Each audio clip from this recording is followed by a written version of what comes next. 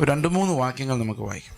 ഒന്ന്, റോമാലേഖനം 6-ാം അധ്യായത്തിൻ്റെ 16-17 വാക്യങ്ങൾ. 17-18. എന്നാൽ നിങ്ങൾ പാപത്തിന്റെ ദാസന്മാരായിരുന്നുവെങ്കിലും പഠിപ്പിച്ച ഉപദേശരൂപത്തെ ഹൃദയപൂർവ്വം അനുസരിച്ച് പാപത്തിൽ നിന്ന് സ്വാതന്ത്ര്യം ലഭിച്ച് നീതിക്ക് ദാസന്മാരായി തീർന്നതുകൊണ്ട് ദൈവത്തിന് സ്തോത്രം. 17-18 വാക്യങ്ങൾ. ഈ 17-18 വാക്യങ്ങളിൽ പ്രധാനമായും 3 കാര്യങ്ങളുണ്ട്. ഒന്ന്, പാപത്തിന്റെ ദാസ്യത്വം. മറ്റൊന്ന്, പഠിപ്പിക്കപ്പെട്ട ഉപദേശിക്കപ്പെട്ട ഒരു ഉപദേശരൂപം. പിന്നെ നീതിയുടെ ദാസ്യത്വം. 3 വാക്കുകൾ അവിടെയുണ്ട്. അപ്പോൾ ഇവിടെ പറഞ്ഞിരിക്കുന്ന ഒരു പ്രധാനപ്പെട്ട കാര്യം, പാപത്തിന്റെ അടിമകളായിരുന്ന നാം എങ്ങനെയാണ് നീതിയുടെ അടിമകളായി മാറിയത്. നീതിയുടെ അടിമകളായി മാറിയിട്ടുണ്ടോ എന്നുള്ള വേറൊരു ചോദ്യം. അത് നമ്മളോട് തന്നെ ചോദിക്കേണ്ട കാര്യമാണ്. ഈ പാപത്തിന്റെ അടിമത്തത്തിൽ നിന്ന് നീതിയുടെ അടിമത്തത്തിലേക്ക് പോകാൻ നമുക്കൊരു ഉപദേശ രൂപത്തെ ഹൃദയപൂർവ്വം അനുസരിക്കേണ്ടതായിട്ടുണ്ട്. ഈ ഉപദേശ രൂപം എന്ന് പറയുമ്പം that's A form of doctrine. അതൊരു ഉപദേശങ്ങളുടെ ഒരു രൂപം, അതായത് ഒരു കൃത്യമായ ഫോർമാറ്റിലുള്ള ഒരു ഉപദേശ സംക്ഷിപ്തം. ഉപദേശങ്ങൾ, ഡോക്ട്രിൻ, അതായത് ദൈവസഭയുടെ അടിസ്ഥാന ഉപദേശ പ്രമാണങ്ങൾ. അത് കൃത്യമായി അറിഞ്ഞെങ്കിൽ മാത്രമേ ഈ പാപത്തിന്റെ ദാസ്യത്വം എന്താണെന്ന് പറയുന്നത്, എങ്ങനെ രക്ഷപ്പെടാൻ പറ്റുമെന്നും പറയാൻ പറ്റുള്ളൂ എന്നാണ് പൗലോസ് റോമരുടെ 6-17-18 വാക്യങ്ങളിൽ പറയുന്നത്. റോമാലേഖനം പൊതുവെ ആ ഒരു ഉപദേശ രൂപത്തെയാണ് വിശദീകരിക്കുന്നത്. ഇനി നമ്മൾ എബ്രായ ലേഖനത്തിന്റെ 6-ാം അധ്യായത്തിന്റെ 1-2 വാക്യങ്ങൾ വായിക്കുമ്പോൾ, അതുകൊണ്ട് നിർജീവ പ്രവൃത്തികളെ കുറിച്ചുള്ള മാനസാന്തരം, ദൈവത്തിങ്കിലെ വിശ്വാസം, സ്നാനങ്ങളെ കുറിച്ചുള്ള ഉപദേശം, കൈവെപ്പ്, മരിച്ചവരുടെ പുനരുദ്ധാനം, ശിക്ഷാവിധി, നിത്യശിക്ഷാവിധി എന്നിങ്ങനെയുള്ള അടിസ്ഥാനങ്ങൾ പിന്നെയും ഇടാതെ ക്രിസ്തുവിനെ കുറിച്ചുള്ള ആദ്യ വചനം വിട്ട് പരിജ്ഞാനപൂർത്തി പ്രാപിക്കാൻ ശ്രമിക്കുക. അപ്പോൾ ആദ്യ വചനം നമ്മൾ ഹൃദിസ്ഥമാക്കുകയും പിന്നീട് അതിന് മുകളിൽ പരിജ്ഞാനത്താൽ പണിയപ്പെടുകയും വേണം. അപ്പോൾ അടിസ്ഥാനങ്ങൾ ഉറപ്പില്ലാത്തതാണെങ്കിൽ നമുക്ക് ഒരിക്കലും പരിജ്ഞാനത്തിൽ പണിയാൻ സാധിക്കില്ല. 1 കൊരിന്ത്യ ലേഖനം 3-ാം അധ്യായത്തിന്റെ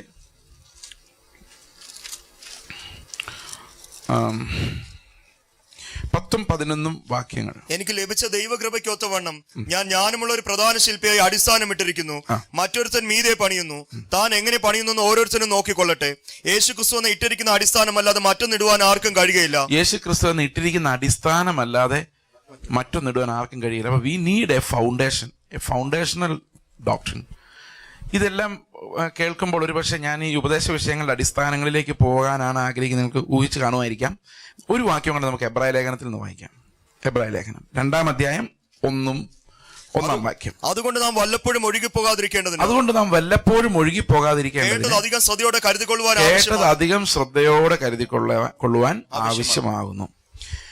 അപ്പോൾ ഇത്രയും വാക്യങ്ങൾ നമ്മൾ എടുത്തു കഴിഞ്ഞാൽ നമുക്ക് മനസ്സിലാവുന്ന ഒരു കാര്യം, ഒഴുകിപ്പോകാനുള്ള സാധ്യതയുണ്ട്. നമ്മൾ എന്ത് ഉപദേശ രൂപമാണോ കേട്ടിരിക്കുന്നത്, നമ്മളെ വിടുവിക്കുന്ന, നമ്മളെ സ്വതന്ത്രരാക്കുന്ന ആ ഉപദേശ രൂപം വളരെ സ്പെഷ്യലാണ്. അത് വേറൊരു മതത്തിലോ വേറൊരു തത്വചിന്തയിലോ ഒന്നും കാണാത്ത, ബൈബിളിൽ മാത്രം കാണുന്ന സ്പെഷ്യൽ ആയിട്ടുള്ളൊരു ഉപദേശ രൂപമുണ്ട്. ആ ഉപദേശ രൂപമാണ് നമ്മുടെ അടിസ്ഥാനം. ആ അടിസ്ഥാനത്തിൽ നമ്മൾ ഒഴുകിപ്പോകാനുള്ള സാധ്യതയുണ്ട്. ഒഴുകിപ്പോകുന്നത് എപ്പോഴും എങ്ങോട്ടായിരിക്കുമെന്ന് ചോദിച്ചു കഴിഞ്ഞാൽ പാപത്തിലേക്കാകണം നിർബന്ധമില്ല. മനുഷ്യരുടെ ഒരു സിസ്റ്റത്തിലേക്കാണ് ഇത് മിക്കവാറും ഒഴുകിപ്പോകുന്നത്. ദൈവികമായ ഉപദേശരൂപം ഒരിക്കൽ സ്വീകരിച്ചാൽ കുറെ കഴിയുമ്പോൾ അവിടെ നിൽക്കാൻ നമുക്ക് എളുപ്പമല്ല. പതുക്കെ നമ്മളിത് മാനുഷികമായൊരു സിസ്റ്റത്തിലേക്ക് നമ്മൾ വീണു പോകുന്നതാണ് എല്ലായിടത്തും കാണുന്നത്. അതുകൊണ്ട് സംഭവിക്കുന്നത് എന്താണെന്ന് വെച്ച് കഴിഞ്ഞാൽ, പാപമെന്ന് പറഞ്ഞാലും വിശ്വാസം എന്ന് പറഞ്ഞാലും നീതി എന്ന് പറഞ്ഞാലും ദൈവം ഉദ്ദേശിക്കുന്ന അർത്ഥത്തിലല്ല ഇന്ന് അത് വ്യാഖ്യാനിക്കപ്പെടുന്നു എന്നുള്ളതാണ്. ഇത് മനസ്സിലാക്കണമെങ്കിൽ എന്താണ് ക്രിസ്തീയ സഭയുടെ ഫൗണ്ടേഷൻസ് എന്ന് മനസ്സിലാക്കണമെങ്കിൽ വെളിപ്പാടുകൾ, 2 തരത്തിലുള്ള വെളിപ്പാടുകൾ എന്താണെന്ന് നമ്മൾ ശ്രദ്ധിക്കണം. ഒന്ന്, പൊതു വെളിപ്പാട് എന്ന് പറയുന്നത് കോമൺ റെവലേഷൻ അല്ലെങ്കിൽ പൊതു വെളിപ്പാട്. ഇന്നും നോട്ടായിട്ട് എഴുതേണ്ട കാര്യമൊന്നുമില്ല, ജസ്റ്റ് സിമ്പിൾ കാര്യങ്ങൾ ഒരു ആമുഖമായി പറയുന്നുള്ളൂ. ഈ പൊതു വെളിപ്പാട് എന്ന് പറയുന്നത് ലോകത്ത് ജനിക്കുന്ന ഏതൊരു വ്യക്തിക്കും ലഭിക്കുന്ന വെളിപ്പാടാണ്. അതിന് ബൈബിള് വേണ്ട, ഉപദേശങ്ങൾ വേണ്ട. ഒരു മനുഷ്യന് ലോകത്തെ, പ്രപഞ്ചത്തെ നോക്കുമ്പോൾ അവൻ്റെ ബുദ്ധിയിൽ, അവൻ്റെ മനസാക്ഷിയിൽ വെളിപ്പെടുന്ന കാര്യങ്ങളെയാണ് ഈ പൊതു വെളിപ്പാടെന്ന് പറയുന്നത്. ഈ പൊതുവെളിപ്പാടിൽ ദൈവമുണ്ട് അല്ലെ, എല്ലാ മതങ്ങളിലും എന്തുണ്ട്? ഒരു ദൈവസങ്കല്പമുണ്ട്. അതുപോലെ സന്മാർഗ ബോധമുണ്ട്. നന്മ ചെയ്യണം, തിന്മ ചെയ്യണം എന്നുള്ള സന്മാർഗ ബോധമുണ്ട്. തിന്മ എന്ത്, നന്മ എന്തെന്നുള്ള ബോധമുണ്ട്. അതുപോലെ കമ്മ്യൂണിറ്റി ആയിട്ട് ജീവിക്കുമ്പോൾ നിയമങ്ങളുണ്ട്. വിവാഹത്തെ സംബന്ധിക്കുന്ന നിയമങ്ങളുണ്ട് അല്ലെ, എല്ലാ മതങ്ങളിലും അതിൻ്റെ നിയമങ്ങളുണ്ട്. ഇതെല്ലാം പൊതുവെ ഓരോ സമൂഹത്തിനും ഇഷ്ടപ്പെടുന്ന രീതിയിൽ അവർ ഫോർമുലേറ്റ് ചെയ്തെടുക്കുന്നതാണ്. എന്നാൽ ബൈബിളിലെ നിയമങ്ങളും ബൈബിളിലെ പ്രമാണങ്ങളും എല്ലാം ഇതിനോടെല്ലാം ടോട്ടലി വ്യത്യാസമായുള്ളൊരു കാര്യമാണ്. പക്ഷെ നമ്മൾ ആ വ്യത്യാസം പൂർണ്ണമായിട്ടും തിരിച്ചറിയാത്തത് കൊണ്ടാണ് നമ്മൾ ലോകത്തിൻ്റെ സിസ്റ്റത്തിലേക്ക് എപ്പോഴും ഒഴുകിപ്പോകുന്നത്. നമുക്ക് ഈ റോമാലേഖനം നമ്മൾ നോക്കുമ്പോൾ, റോമാലേഖനത്തിൻ്റെ പാപത്തെക്കുറിച്ച് സംസാരിക്കാൻ നമ്മൾ കൂടുതലും റോമാലേഖനമായിരിക്കും ഉപയോഗിക്കുന്നത്. റോമാലേഖനത്തിൻ്റെ 1-ാം അധ്യായം 18-ാം വാക്യം മുതൽ 3-ാം അധ്യായത്തിൻ്റെ 20-ാം വാക്യം വരെ, ഞാനിത് പറയുന്നത് ശ്രദ്ധിക്കണേ വാക്യങ്ങൾ. റോമാലേഖനം 1-ാം അധ്യായത്തിൻ്റെ 18-ാം വാക്യം മുതൽ 3-ാം അധ്യായത്തിൻ്റെ 20-ാം വാക്യം വരെ വിശ്വാസികളെ കുറിച്ചുള്ളതല്ല, പൊതുവെളിപ്പാടുകളെ സംബന്ധിക്കുന്നതാണ്. ഞാൻ ഇത്രയും നേരവും പറഞ്ഞ പൊതുവെളിപ്പാടുകളെ സംബന്ധിക്കുന്ന വിശദീകരണമാണ് റോമാലേഖനം 1:18 മുതൽ 3:20 വരെ. നമുക്ക് പൊതുവെളിപ്പാടനുസരിച്ചുള്ള പാപങ്ങൾ എന്താണെന്ന് നോക്കാം. അതായത് ലോകത്തിലെല്ലാവർക്കും പാപമെന്ന് മനസ്സിലാകുന്ന കാര്യങ്ങൾ എന്തൊക്കെയാണ്? റോമാലേഖനം 1:18 മുമ്പോട്ട് വായിക്കുമ്പോൾ 21-ാം വാക്യത്തിൽ പറയുന്നു, അവർ ദൈവത്തെ അറിഞ്ഞിട്ടും അവനെ ദൈവമെന്നോർത്ത് മഹത്വീകരിക്കുകയോ നന്ദി കാണിക്കുകയോ ചെയ്യാതെ തങ്ങളുടെ നിരൂപണങ്ങളിൽ വ്യർത്ഥരായി തീർന്നു.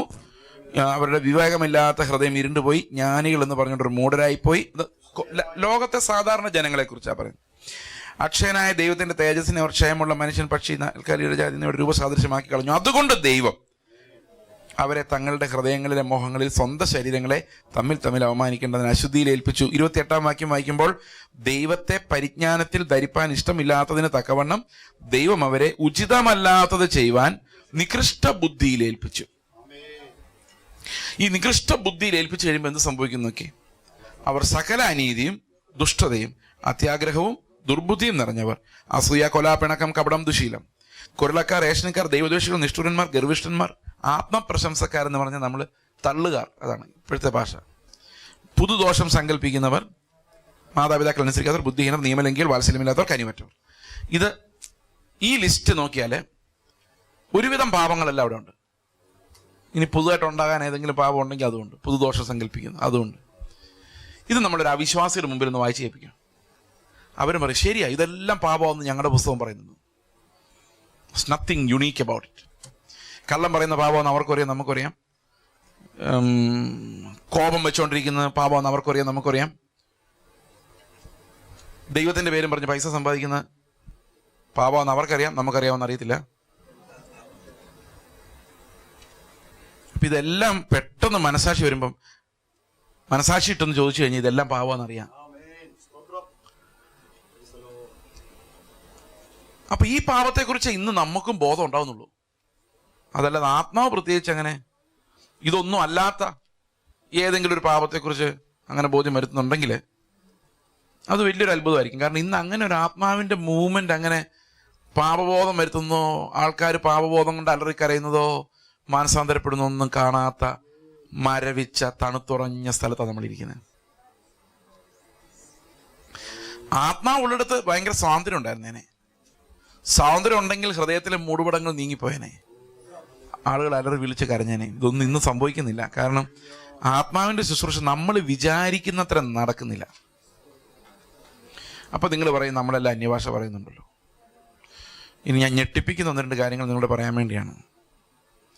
അന്യഭാഷ പറയുന്നുണ്ടെന്നുള്ളത് ആത്മാവുള്ളതിന് തെളിവല്ല. ആത്മാവുള്ളവർ അന്യഭാഷ പറയും, അത് വേറെ കാര്യം. പക്ഷെ അന്യഭാഷ പറഞ്ഞു എന്ന് വിചാരിച്ചുകൊണ്ട് ഒരാൾക്ക് ആത്മാവ് ഉണ്ടാവണമെന്നില്ല.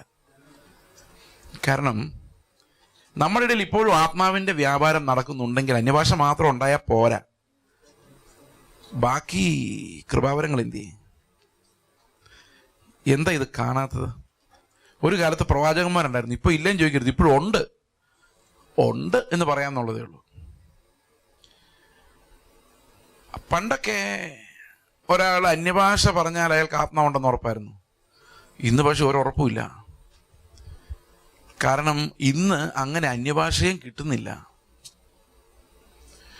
ഇത് ഡ്രം അടിച്ച് നമ്മൾ പൊട്ടിച്ച് തകർത്ത് അതിൻ്റെ ആ കൺട്രോൾ വിടുമ്പം ഏതെങ്കിലും ഉന്മാദാവസ്ഥയിൽ പോയി 1-2 വാക്കുകൾ പറഞ്ഞാലായി. പിന്നെ അതേ ഉന്മാദാവസ്ഥ വന്നില്ലെങ്കിൽ ഇത് വരികയില്ല. സത്യം പറഞ്ഞാൽ ആത്മാവ് ശരിക്കും മൂവ് ചെയ്യുന്നുണ്ടോ എന്നുള്ള കാര്യം നമ്മൾ ആലോചിക്കേണ്ടത് ഒന്നാമത് നമുക്ക് ലഭിക്കുന്ന പാപബോധത്തിൻ്റെ മെഷർ നോക്കിയാണ്. നമ്മളെ ദൈവത്തിൻ്റെ ആത്മാവ് നമുക്ക് പാപബോധം വരുത്തുന്നില്ലെങ്കിൽ, നമുക്ക് പാപബോധം വരുന്നുണ്ടോ? മറ്റുള്ളവരുടെ പാപങ്ങളെക്കുറിച്ച് ഭയങ്കര ബോധം വരുന്നുണ്ട്. അത് വിശ്വാസികളുടെ ഭയങ്കര കൂടുതലാണ്. നമ്മളിങ്ങനെ നോക്കിക്കൊണ്ടിരിക്കുക. കാരണം എല്ലാവരും നമ്മളിങ്ങനെ പറഞ്ഞു, അവൻ സ്നാനപ്പെട്ട് അന്യഭാഷയും പറഞ്ഞുകൊണ്ട് നടക്കുന്നവൻ, അവൻ ചെയ്യുന്ന കണ്ടില്ലേ.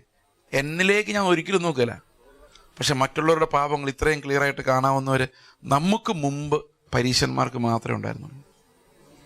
അങ്ങനെ ഒരു എക്സ്ട്രാ കാഴ്ച, അതൊരു ഭയങ്കര കാഴ്ചയാണ്.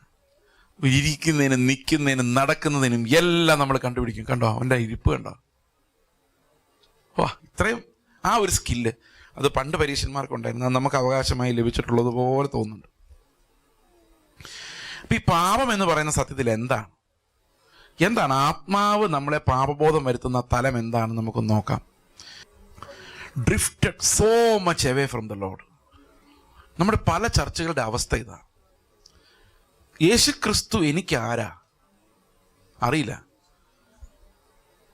ഇന്ന് യേശുവായിട്ട് സംസാരിച്ചോ? എന്തേലും നിങ്ങളോട് പറഞ്ഞോ? എന്തേലും ബന്ധം ഉണ്ടായിരുന്നോ? നിങ്ങൾ എന്തെങ്കിലും ഒരു കാര്യം ചെയ്യാൻ നേരത്തെ കർത്താവേ നമ്മൾ ദൈവമേന്ന് വിളിക്കുന്ന പോലെ ചുമ്മാ വിളിക്കുന്നവരെ എല്ലാം പറഞ്ഞേ, അവൻ്റെ മുഖം കണ്ടോ? ഈ ഭയങ്കരമായ ഒഴുകിപ്പോക്ക് നിങ്ങളൊന്ന് ആലോചിച്ച് നോക്കിയേ. ഒരു ചർച്ചിൽ പൊതുവെ പറയുന്നത്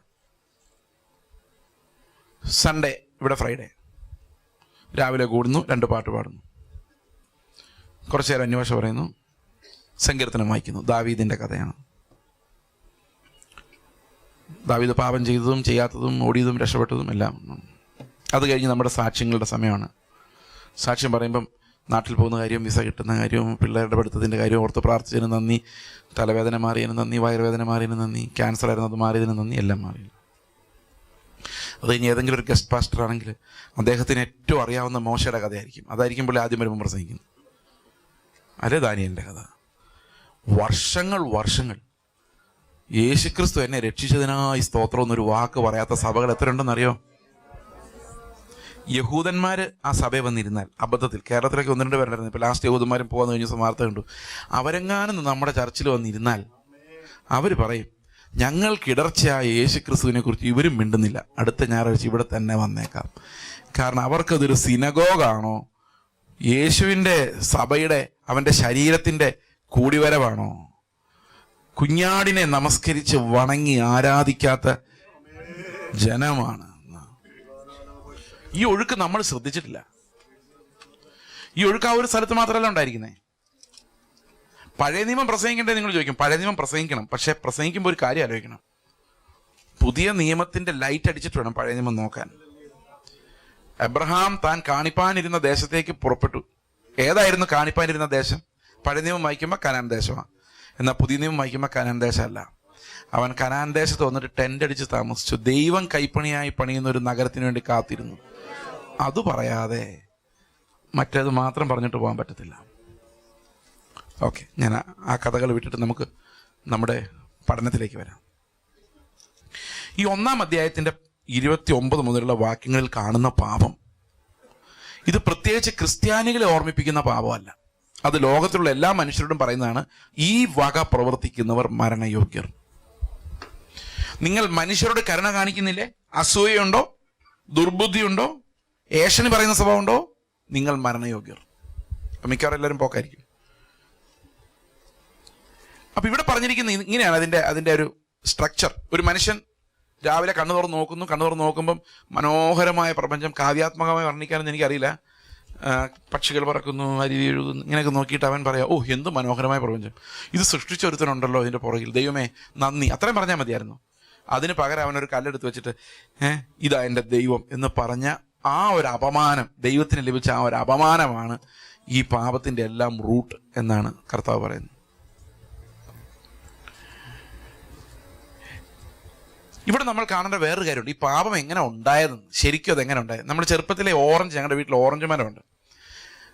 ഈ ഓറഞ്ച് മരത്തിൽ നിന്ന് ഞങ്ങൾ ഓറഞ്ച് പറിച്ച് തിന്നുമ്പം പേരൻസ് പറയും, തിന്നുമ്പോൾ കുരു വയറ്റിൽ പോകാതെ സൂക്ഷിക്കണം. കുരു വയറ്റിൽ പോയാൽ എന്ത് സംഭവിക്കും? എന്ത് സംഭവിക്കും പിള്ളേരെ? അത് വയറ്റിൽ കിളിർത്ത് വന്ന് വലിയൊരു ഓറഞ്ച് മരം അകത്തുണ്ടാവും. പിന്നെ എങ്ങും നടക്കാനും പോകാനൊന്നും പറ്റിയല്ല. കേട്ടിട്ടുണ്ടോ നിങ്ങളത്? അങ്ങനെ സംഭവിക്കും യഥാർത്ഥത്തിൽ? അങ്ങനെ ഒരാൾക്ക് സംഭവിച്ചിട്ടുണ്ട്. ആ ആളാണ് ആദം. ആദം ഒരു പഴം പറിച്ചു തിന്നു. അതാ ഒരു മരമായി വളർന്നു. പാപമെന്ന ഒരാകാത്ത വൃക്ഷം, ആകാത്ത ഫലങ്ങൾ പുറപ്പെടുവിച്ചുകൊണ്ടേയിരുന്നു. ഈ ആദമിൻ്റെ ലൈഫിലേക്ക് നമ്മളൊന്ന് നോക്കിക്കഴിഞ്ഞാൽ, ആദമിനുണ്ടാകുന്ന എല്ലാ മക്കളും അതേ മരവുമായിട്ടാണ് ജനിക്കുന്നത്. ഈ ജനിക്കുന്ന എല്ലാ മക്കൾക്കും എന്തുണ്ട്? ഈ ആദം പഴം തിന്നതിൻ്റെ, ആദം ഒന്ന് പഴം തിന്നപ്പം ശരിക്കും നമ്മളാ തിന്നത്. നമ്മളെവിടെ ഉണ്ടായിരുന്നറിയോ? നമ്മൾ ആദമിൻ്റെ അകത്തകത്ത് ഞാനും ഉണ്ടായിരുന്നു. അപ്പോൾ ആദം പഴം തിന്നപ്പോൾ അതിൻ്റെ കുറച്ച് ടേസ്റ്റും വിറ്റാമിനും എനിക്കും കിട്ടി. അപ്പോൾ എൻ്റെ ഉള്ളിലും എന്തുണ്ടായി? അപ്പോൾ ആദമിൽ നിന്ന് ജനിച്ച സകല ഒരു അമ്മയുടെ മക്കളെല്ലാം തൊപ്പിക്കാരെന്ന് പറയുന്ന പോലെ ആദമിൽ നിന്നുണ്ടായ എല്ലാ മനുഷ്യരും പാപികളായിരുന്നു. അപ്പോൾ എങ്ങനെ ആദം പാപത്തിൽ വീണതെന്ന് നമുക്കറിയാം. അത് വിശദീകരിക്കുന്നില്ല. എങ്കിൽ അതിനകത്ത് ഒരു പോയിന്റ് മാത്രം, ആ പാപത്തിൻ്റെ അവസ്ഥ കാണിക്കാൻ വേണ്ടി മാത്രം. ദൈവം അവരോട് പറഞ്ഞു, തോട്ടത്തിന് നടുവിൽ നിൽക്കുന്ന വൃക്ഷത്തിൻ്റെ ഫലം നീ തിന്നരുത്. അത് തിന്നാൽ എന്ത് സംഭവിക്കും? മരിക്കും. ഈ തോട്ടത്തിൻ്റെ നടുവിൽ നിൽക്കുന്ന വൃക്ഷത്തിൻ്റെ ഫലത്തിൻ്റെ പേരെന്തായിരുന്നു അറിയോ? നന്മ തിന്മകളുടെ തിരിച്ചറിവിൻ്റെ വൃക്ഷം. നല്ല മരമാണ് സ്വാഭാവികമായിട്ടും. കാരണം നമ്മുടെ പിള്ളേരെല്ലാം നന്മതിന്മകളെക്കുറിച്ച് അറിയണം, അല്ലേ? അറിയണം. കാരണം 30 വയസ്സായിട്ട് നന്മതിന്മകൾ അറിയത്തില്ലെങ്കിൽ അവൻ്റെ കൂടെ നന്മതിന്മകൾ അറിയാവുന്ന ഒരു പേരൻ്റ് അല്ലെങ്കിൽ ഒരു ഗാർഡിയൻ എപ്പോഴും അവൻ്റെ അടുത്തുണ്ടാവണം, അല്ലേ? അല്ലെങ്കിൽ ഒന്നും ചെയ്യാൻ പറ്റില്ല. അപ്പം നമ്മുടെ എല്ലാ ആഗ്രഹവും നമ്മുടെ പിള്ളേർ നന്മതിന്മകൾ അറിഞ്ഞ് സ്വതന്ത്രരായി തന്നെത്താൻ ജീവിക്കണം, അപ്പനെ അമ്മേനെ ആശ്രയിക്കരുത്. എന്നാൽ ദൈവം ആദമിനോട് പറഞ്ഞു, നീ നന്മയും തിന്മയും അറിയണ്ട. അതിനൊരു കാരണമുണ്ട്. ദൈവം മനുഷ്യനെ സൃഷ്ടിക്കുമ്പോൾ ഒരാത്മാവും ദേഹിയും ദേഹവും അവനുണ്ടായിരുന്നു. സമ്മതിച്ചോ? ആത്മാവ് എന്തിനുള്ളതാന്ന് പറയാമാണെങ്കിലും ദൈവത്തോട് സംസാരിക്കാനുള്ള. ദേഹിയോ? ഈ ഞാൻ എന്ന് പറയുന്ന സാധനം ആ ദേഹിയ. ചിന്തകൾ, വിചാരങ്ങൾ, ആഗ്രഹങ്ങൾ, പിന്നെ തീരുമാനങ്ങൾ, ഇതെല്ലാം വരുന്നത് ഈ ദേഹിക്കകത്തുനിന്നാണ്. പിന്നെ ശരീരം. അപ്പോൾ ദൈവത്തെ അറിയുന്നതാണ് ആത്മാവ്. നന്മതിന്മകൾ അറിയുന്നത് എന്തുവാ? ദേഹി. പ്രാണനില്ല, അല്ലേ? പ്രാണനില്ല നന്മതിന്മകൾ അറിയുന്നത്.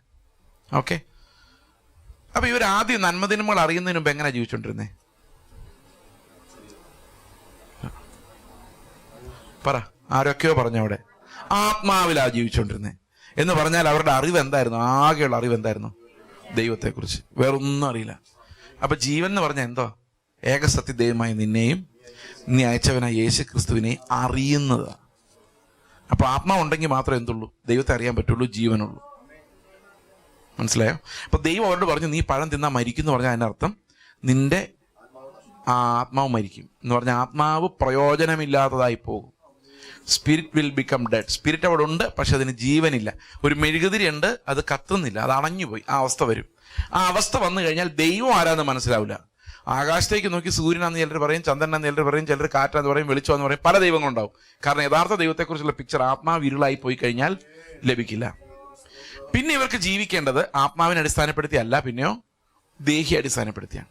അതായത് ബുദ്ധി കൊണ്ടും വികാരം കൊണ്ടും നന്മ തിന്മകളുടെ ഒരു സിസ്റ്റം കൊണ്ടാണ് നമ്മൾ ജീവിക്കുന്നത്. അതിനാണ് ഈ ദേഹി ജീവിതം എന്ന് പറയുന്നത്.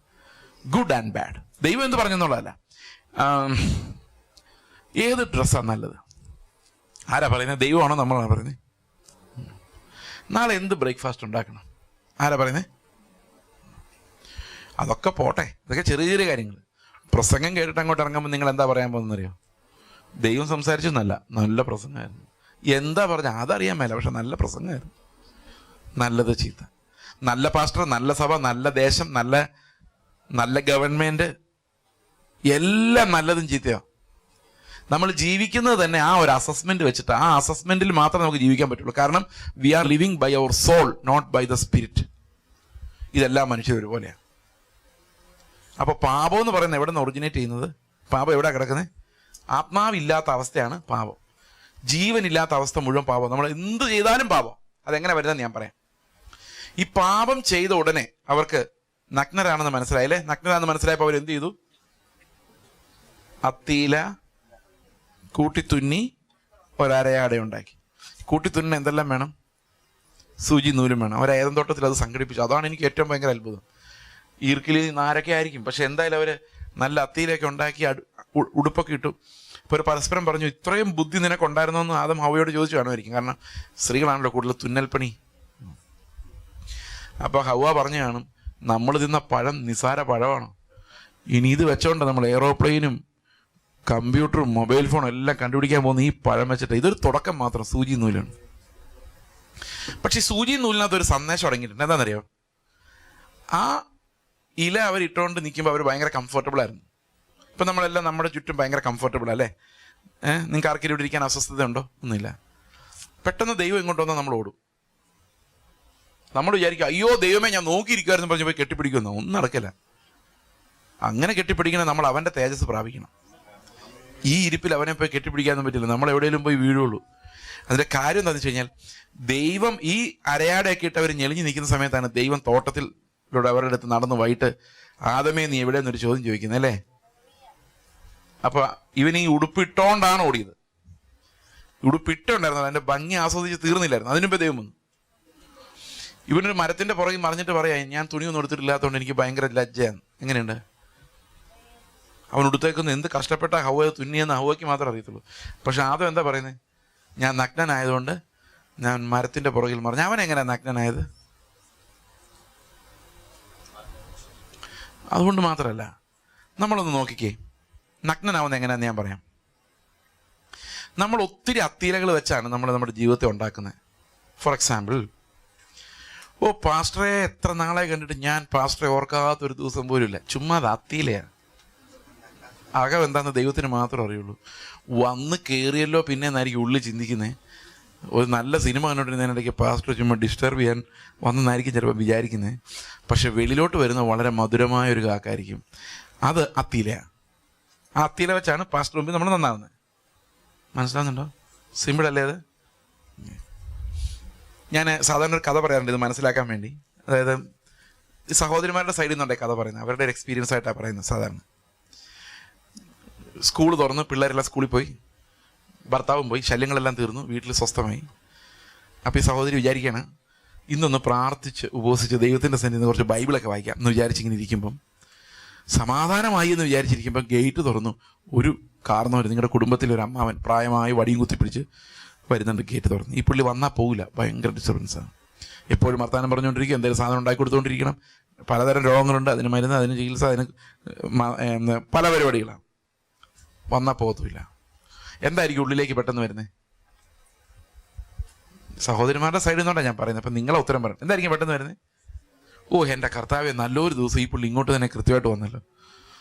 വേറൊരിടത്തും പോകാൻ പറ്റില്ല, വേറൊരു ദിവസം കണ്ടില്ല. പക്ഷേ അമ്മാവൻ അടുത്ത് വരുമ്പോൾ എന്തായിരിക്കും ചോദിക്കുന്നത്? അമ്മാവ എത്ര നാളായി കണ്ടിട്ട് ഇങ്ങോട്ടുള്ള വഴിയൊക്കെ മറന്നോ? ഏതാ അത്തീല? നമ്മൾ പറയുന്ന ചെയ്യുന്ന മിക്കവാറും വാക്കുകളും ഒരു 100% അല്ല. ആ 100% ഇല്ല. നമ്മുടെ അകം നോക്കിക്കഴിഞ്ഞാൽ മഹാമോശമായിരിക്കും. പക്ഷെ അത്തീല വെച്ച് നമ്മളിതിങ്ങനെ അഡ്ജസ്റ്റ് ചെയ്യും. ഒരു ചിരി, ഒരു പ്രൈസ് ദി ലോർഡ്. അത് വിശ്വാസികളാകും തോറും അത്തീല പ്രയോഗിക്കാനുള്ള കഴിവ് ഭയങ്കരമായിട്ട് കൂടുതൽ. ഈ കേരളത്തിൽ കഴിഞ്ഞ വർഷം പ്രളയം ഉണ്ടായപ്പോൾ അത്തീലയുടെ ബഹളമായിരുന്നു. YPയുടെയും പിള്ളേരുണ്ടെന്ന് എനിക്ക് തോന്നുന്നത്. പണ്ട് ഒരു 2 വർഷം മുമ്പ് ഞാൻ കണ്ട ഒരു നോട്ടീസ്, ഈ രക്തദാന ക്യാമ്പ് നിങ്ങൾക്കുണ്ടോ? പരിപാടികളല്ലോ, രക്തദാന ക്യാമ്പൊക്കെ നടത്തിയിട്ടുണ്ടോ? രക്തദാന ക്യാമ്പൊന്നും കുഴപ്പമില്ല, നല്ല സൂപ്പർ കാര്യമാണ്. രക്തം കൊടുക്കുക, ആർക്കേലും കൊണ്ടേ കൊടുക്കുക. പക്ഷെ അവർ തിരിച്ചു വരുന്ന ഒരു വരവുണ്ട്. ഇതുവരെ ഒരു പാപം ചെയ്തിട്ടില്ലാത്തവർ വരുന്നത്. കാരണം രക്തം നിങ്ങളാരും കൊടുത്തിട്ടുണ്ടോ? ഞങ്ങൾ കൊടുത്തിട്ടുണ്ട്. ആ അത്തീല മതി 2 ആഴ്ച. ഇപ്പോൾ ചർച്ച വന്നില്ലേ പോലും അവർ നല്ല പിള്ളേരായിരിക്കും. ഇനി അത് മാത്രമല്ല, ജീവിതത്തിൽ ഒരിക്കലും നമ്മൾ പ്രാർത്ഥിച്ച് കരഞ്ഞിട്ടില്ലെന്ന് വിചാരിച്ചോ? ഒരു ദിവസം എങ്ങാനും പ്രാർത്ഥിക്കുമ്പോൾ കരഞ്ഞു പോയാൽ അത് മതി പ്രാർത്ഥനക്കാരിയും പ്രാർത്ഥനക്കാരനായിട്ട് മാറാൻ. ഒരൊറ്റ അത്തീല. ഇതെല്ലാം മനുഷ്യരുടെ മുമ്പിൽ നമ്മൾ മിടുക്കന്മാരാക്കി ഇങ്ങനെ വെച്ചിരിക്കുക. നമ്മൾ പറയുന്ന വാക്കുകൾ, നമ്മുടെ അഭിനയം. വീട്ടിൽ വരുമ്പോൾ ആഹാരം കഴിച്ചിട്ട് പോട്ടോ. പണ്ടൊക്കെ ഞാൻ അബദ്ധത്തിൽ ചാടുമായിരുന്നു. ഞാൻ പറയാം, എന്നാൽ പിന്നെ ആയിക്കോട്ടെ എന്ന് പറയുമായിരുന്നു. പിന്നെ മനസ്സിലായത് അവിടെയെങ്കിലും ഒന്നും കാണുകയില്ലെന്നുള്ള കാര്യം. അപ്പം ഇപ്പം മനസ്സിലായി കഴിച്ചിട്ട് പോകട്ടോ എന്ന് പറഞ്ഞാൽ പിന്നെ വരാട്ടോ എന്ന് പറയാനുള്ള ഒരു സൂചനയാണ്. ഇപ്പം എൻ്റെ ഭാര്യ വീടിലൊരു ചർച്ച ഉണ്ട്. അപ്പോൾ അവിടെ 1-2 പാസ്റ്റേഴ്സ് പ്രസംഗിക്കാൻ വേണ്ടി വന്നു. അപ്പോൾ ഈ പ്രസംഗിച്ച് കഴിഞ്ഞപ്പോൾ ഒരു അമ്മച്ചിക്ക് ഭയങ്കര സ്നേഹം ഇവരോട്, പ്രസംഗിച്ച ആൾക്കാരോട്. അപ്പോൾ അവർ ചെന്ന് പറഞ്ഞു, ഞങ്ങളുടെ വീട്ടിൽ വന്നിട്ട് ആഹാരം കഴിച്ചിട്ട് പോകുള്ളൂ കേട്ടോ എന്ന് പറഞ്ഞു. അത് എന്നാന്നൊന്നും പറഞ്ഞില്ല കേട്ടോ. ഇവർ വിചാരിച്ചു ഇപ്പോൾ അങ്ങോട്ട് അവിടെ ആഹാരം എന്ന് വിചാരിച്ചു. അപ്പോൾ പാസ്റ്ററോട് പറഞ്ഞു, ഞങ്ങളുടെ അമ്മച്ചി വിളിച്ചിട്ടുണ്ട്, ഞങ്ങൾ അങ്ങോട്ട് പോകാമെന്ന് പറഞ്ഞു. അവിടെ ചെന്നപ്പോൾ അവിടെ അമ്മച്ചി മാത്രമേ ഉള്ളൂ, വേറെ ആരുമില്ല. അരി പോലും ഉണ്ടോയെന്ന് അറിയാൻ മേല. എന്താന്ന് അപ്പോൾ ആഹാരം കഴിക്കാൻ അമ്മച്ചി വിളിച്ചുകൊണ്ട് വന്നതെന്ന് പറഞ്ഞു. പിന്നെ മോനെ വിട്ട് എവിടെ നിന്നെങ്ങാണ്ട് ആഹാരം മേടിച്ചുകൊണ്ട് കൊടുക്കേണ്ടി വന്നു. നിങ്ങൾ പറയുമ്പോൾ ഒന്ന് സൂക്ഷിച്ച് പറയണം. ഇത് വളരെ ചെറുപ്പത്തിലേ നമ്മൾ പ്രാക്ടീസ് ചെയ്യുന്ന കുഞ്ഞുങ്ങളെ ഈ അത്തിയില കൊണ്ട് മറയ്ക്കാൻ. നിങ്ങൾ പറഞ്ഞിട്ടില്ലേ നിങ്ങളുടെ പിള്ളേരോട്, ഇതേ പാസ്റ്റങ്ങൾ വരുന്നു, അടങ്ങിയിരിക്കുക, അല്ലെ അടക്കി പറക്കി വെക്കണ്ട പറഞ്ഞിട്ടില്ലേ? പാസ്റ്റങ്ങൾ പോയി കഴിഞ്ഞാൽ അത് പിന്നെ നിങ്ങളുടെ ഇഷ്ടം. കാരണം നാണക്കേട് ഉണ്ടാക്കരുത്. ഇപ്പം നീ നഗ്നനാണ്, പെട്ടെന്ന് ഇത് വെച്ച് മറച്ചോ. ഒരു എക്സാമ്പിളിൽ പറയാം. നിങ്ങളുടെ ഒരു ബന്ധുവിൻ്റെ വീട്ടിൽ ആഹാരം കഴിക്കാൻ പോയി എന്ന് വെച്ചോ, വിസിറ്റ് ചെയ്യാൻ പോയി എന്ന് വെച്ചോ. അവിടെ ചെല്ലുന്നതിന് മുമ്പേ മോനോട് പറയാം, അമ്മ അവിടുന്ന് അവർ നിർബന്ധിക്കും കഴിക്കരുത്, വിശക്കുന്നില്ല എന്ന് പറഞ്ഞോണം. അവരോട് ചെല്ലും, അവിടുത്തെ ആൻറ്റി ചോദിക്കും, മോനെ ആഹാരം കഴിച്ചിട്ട് പോകാം. നീ പറയാം വിശക്കുന്നില്ല ആൻറ്റി. പക്ഷേ അവന് വിശക്കുന്നില്ല എന്നുള്ളത് കള്ളമാണെന്ന് പറഞ്ഞ പോലെ തന്നെ ആഹാരം കഴിച്ചിട്ട് പോകുന്ന ആൻറ്റി പറഞ്ഞതും കള്ളമാണ്. അതുകൊണ്ട് കുഴപ്പമില്ല, രണ്ടുപേരും അങ്ങോട്ടും ഇങ്ങോട്ടും അത്തിയില വെച്ച് അഡ്ജസ്റ്റ് ചെയ്തു. പക്ഷെ ഒരു ദിവസം കർത്താവ് വരുമ്പം ഈ അത്തിയില പണികളൊന്നും നടക്കുകയില്ല. അവൻ നേരെ നമ്മുടെ ഹൃദയത്തിനകത്തേക്ക് നോക്കും. ഈ ഹൃദയത്തിനകത്തേക്ക് ദൈവം നോക്കിക്കഴിയുമ്പം നമ്മൾ എന്തെല്ലാം മറ്റുള്ളവരിൽ നിന്നും മറച്ചു വയ്ക്കാൻ ശ്രമിച്ചോ അതുമാത്രം ദൈവം കാണുന്നത്, അതുമാത്രം. എബ്രായ ലേഖനം 4-ാം അധ്യായത്തിൻ്റെ 13-ാം വാക്യം. അവന് മറഞ്ഞിരിക്കുന്ന ഒരു സൃഷ്ടിയുമില്ല, സകലവും അവന്റെ കണ്ണിന് നഗ്നവും മലർന്നതുമായി കിടക്കുന്നു. അവനുമായിട്ടാകുന്നു നമുക്ക് കാര്യം. ഇതൊന്നും കാണാൻ പറ്റാത്ത മനുഷ്യരായിട്ടല്ല നമ്മുടെ കാര്യം, ഇതെല്ലാം കാണാൻ പറ്റുന്ന ദൈവവുമായിട്ടാണ് നമുക്ക് ഒരു ദിവസം കാര്യം തീർക്കേണ്ടി വരുന്നത്. അപ്പോൾ സോളിഷ് ലിവിങ്, അതായത് നന്മ തിന്മകളുടെ അടിസ്ഥാനത്തിലുള്ള ജീവിതത്തിന്റെ ഒരു പ്രധാനപ്പെട്ട മാർക്ക് എന്ന് പറയുന്നത് അതിനകത്തൊരു അഭിനയം ഉറപ്പായിട്ടും ഉണ്ടായിരിക്കും. നിങ്ങളുടെ ജീവിതത്തിൽ എക്സാമിൻ ചെയ്ത് നോക്കിയാൽ 10 കാര്യങ്ങൾ ചെയ്യുമ്പോൾ അതിനകത്തൊരു അഭിനയം ഉറപ്പായിട്ട് നിങ്ങൾക്ക് കണ്ടെത്താൻ പറ്റും. That's an evidence of സോളിഷ് living. Okay, ഇനി 2ാമത്തെ എവിഡൻസ് നോക്കാം. ആദമിനോട് ദൈവം ചോദിക്കുകയാണ്, ഞാൻ നിന്നോട് തിന്നരുതെന്ന് പറഞ്ഞ പാടം തിന്നോ? അപ്പം ആദം പറഞ്ഞു, നീ എനിക്ക് തന്ന സ്ത്രീ, എൻ്റെ കൂടെ ഇരിക്കാൻ വേണ്ടി നീ തന്ന സ്ത്രീ എനിക്ക് തന്നു, ഞാൻ തിന്നു. ആദം ആരുടെ കുറ്റം പറഞ്ഞേ?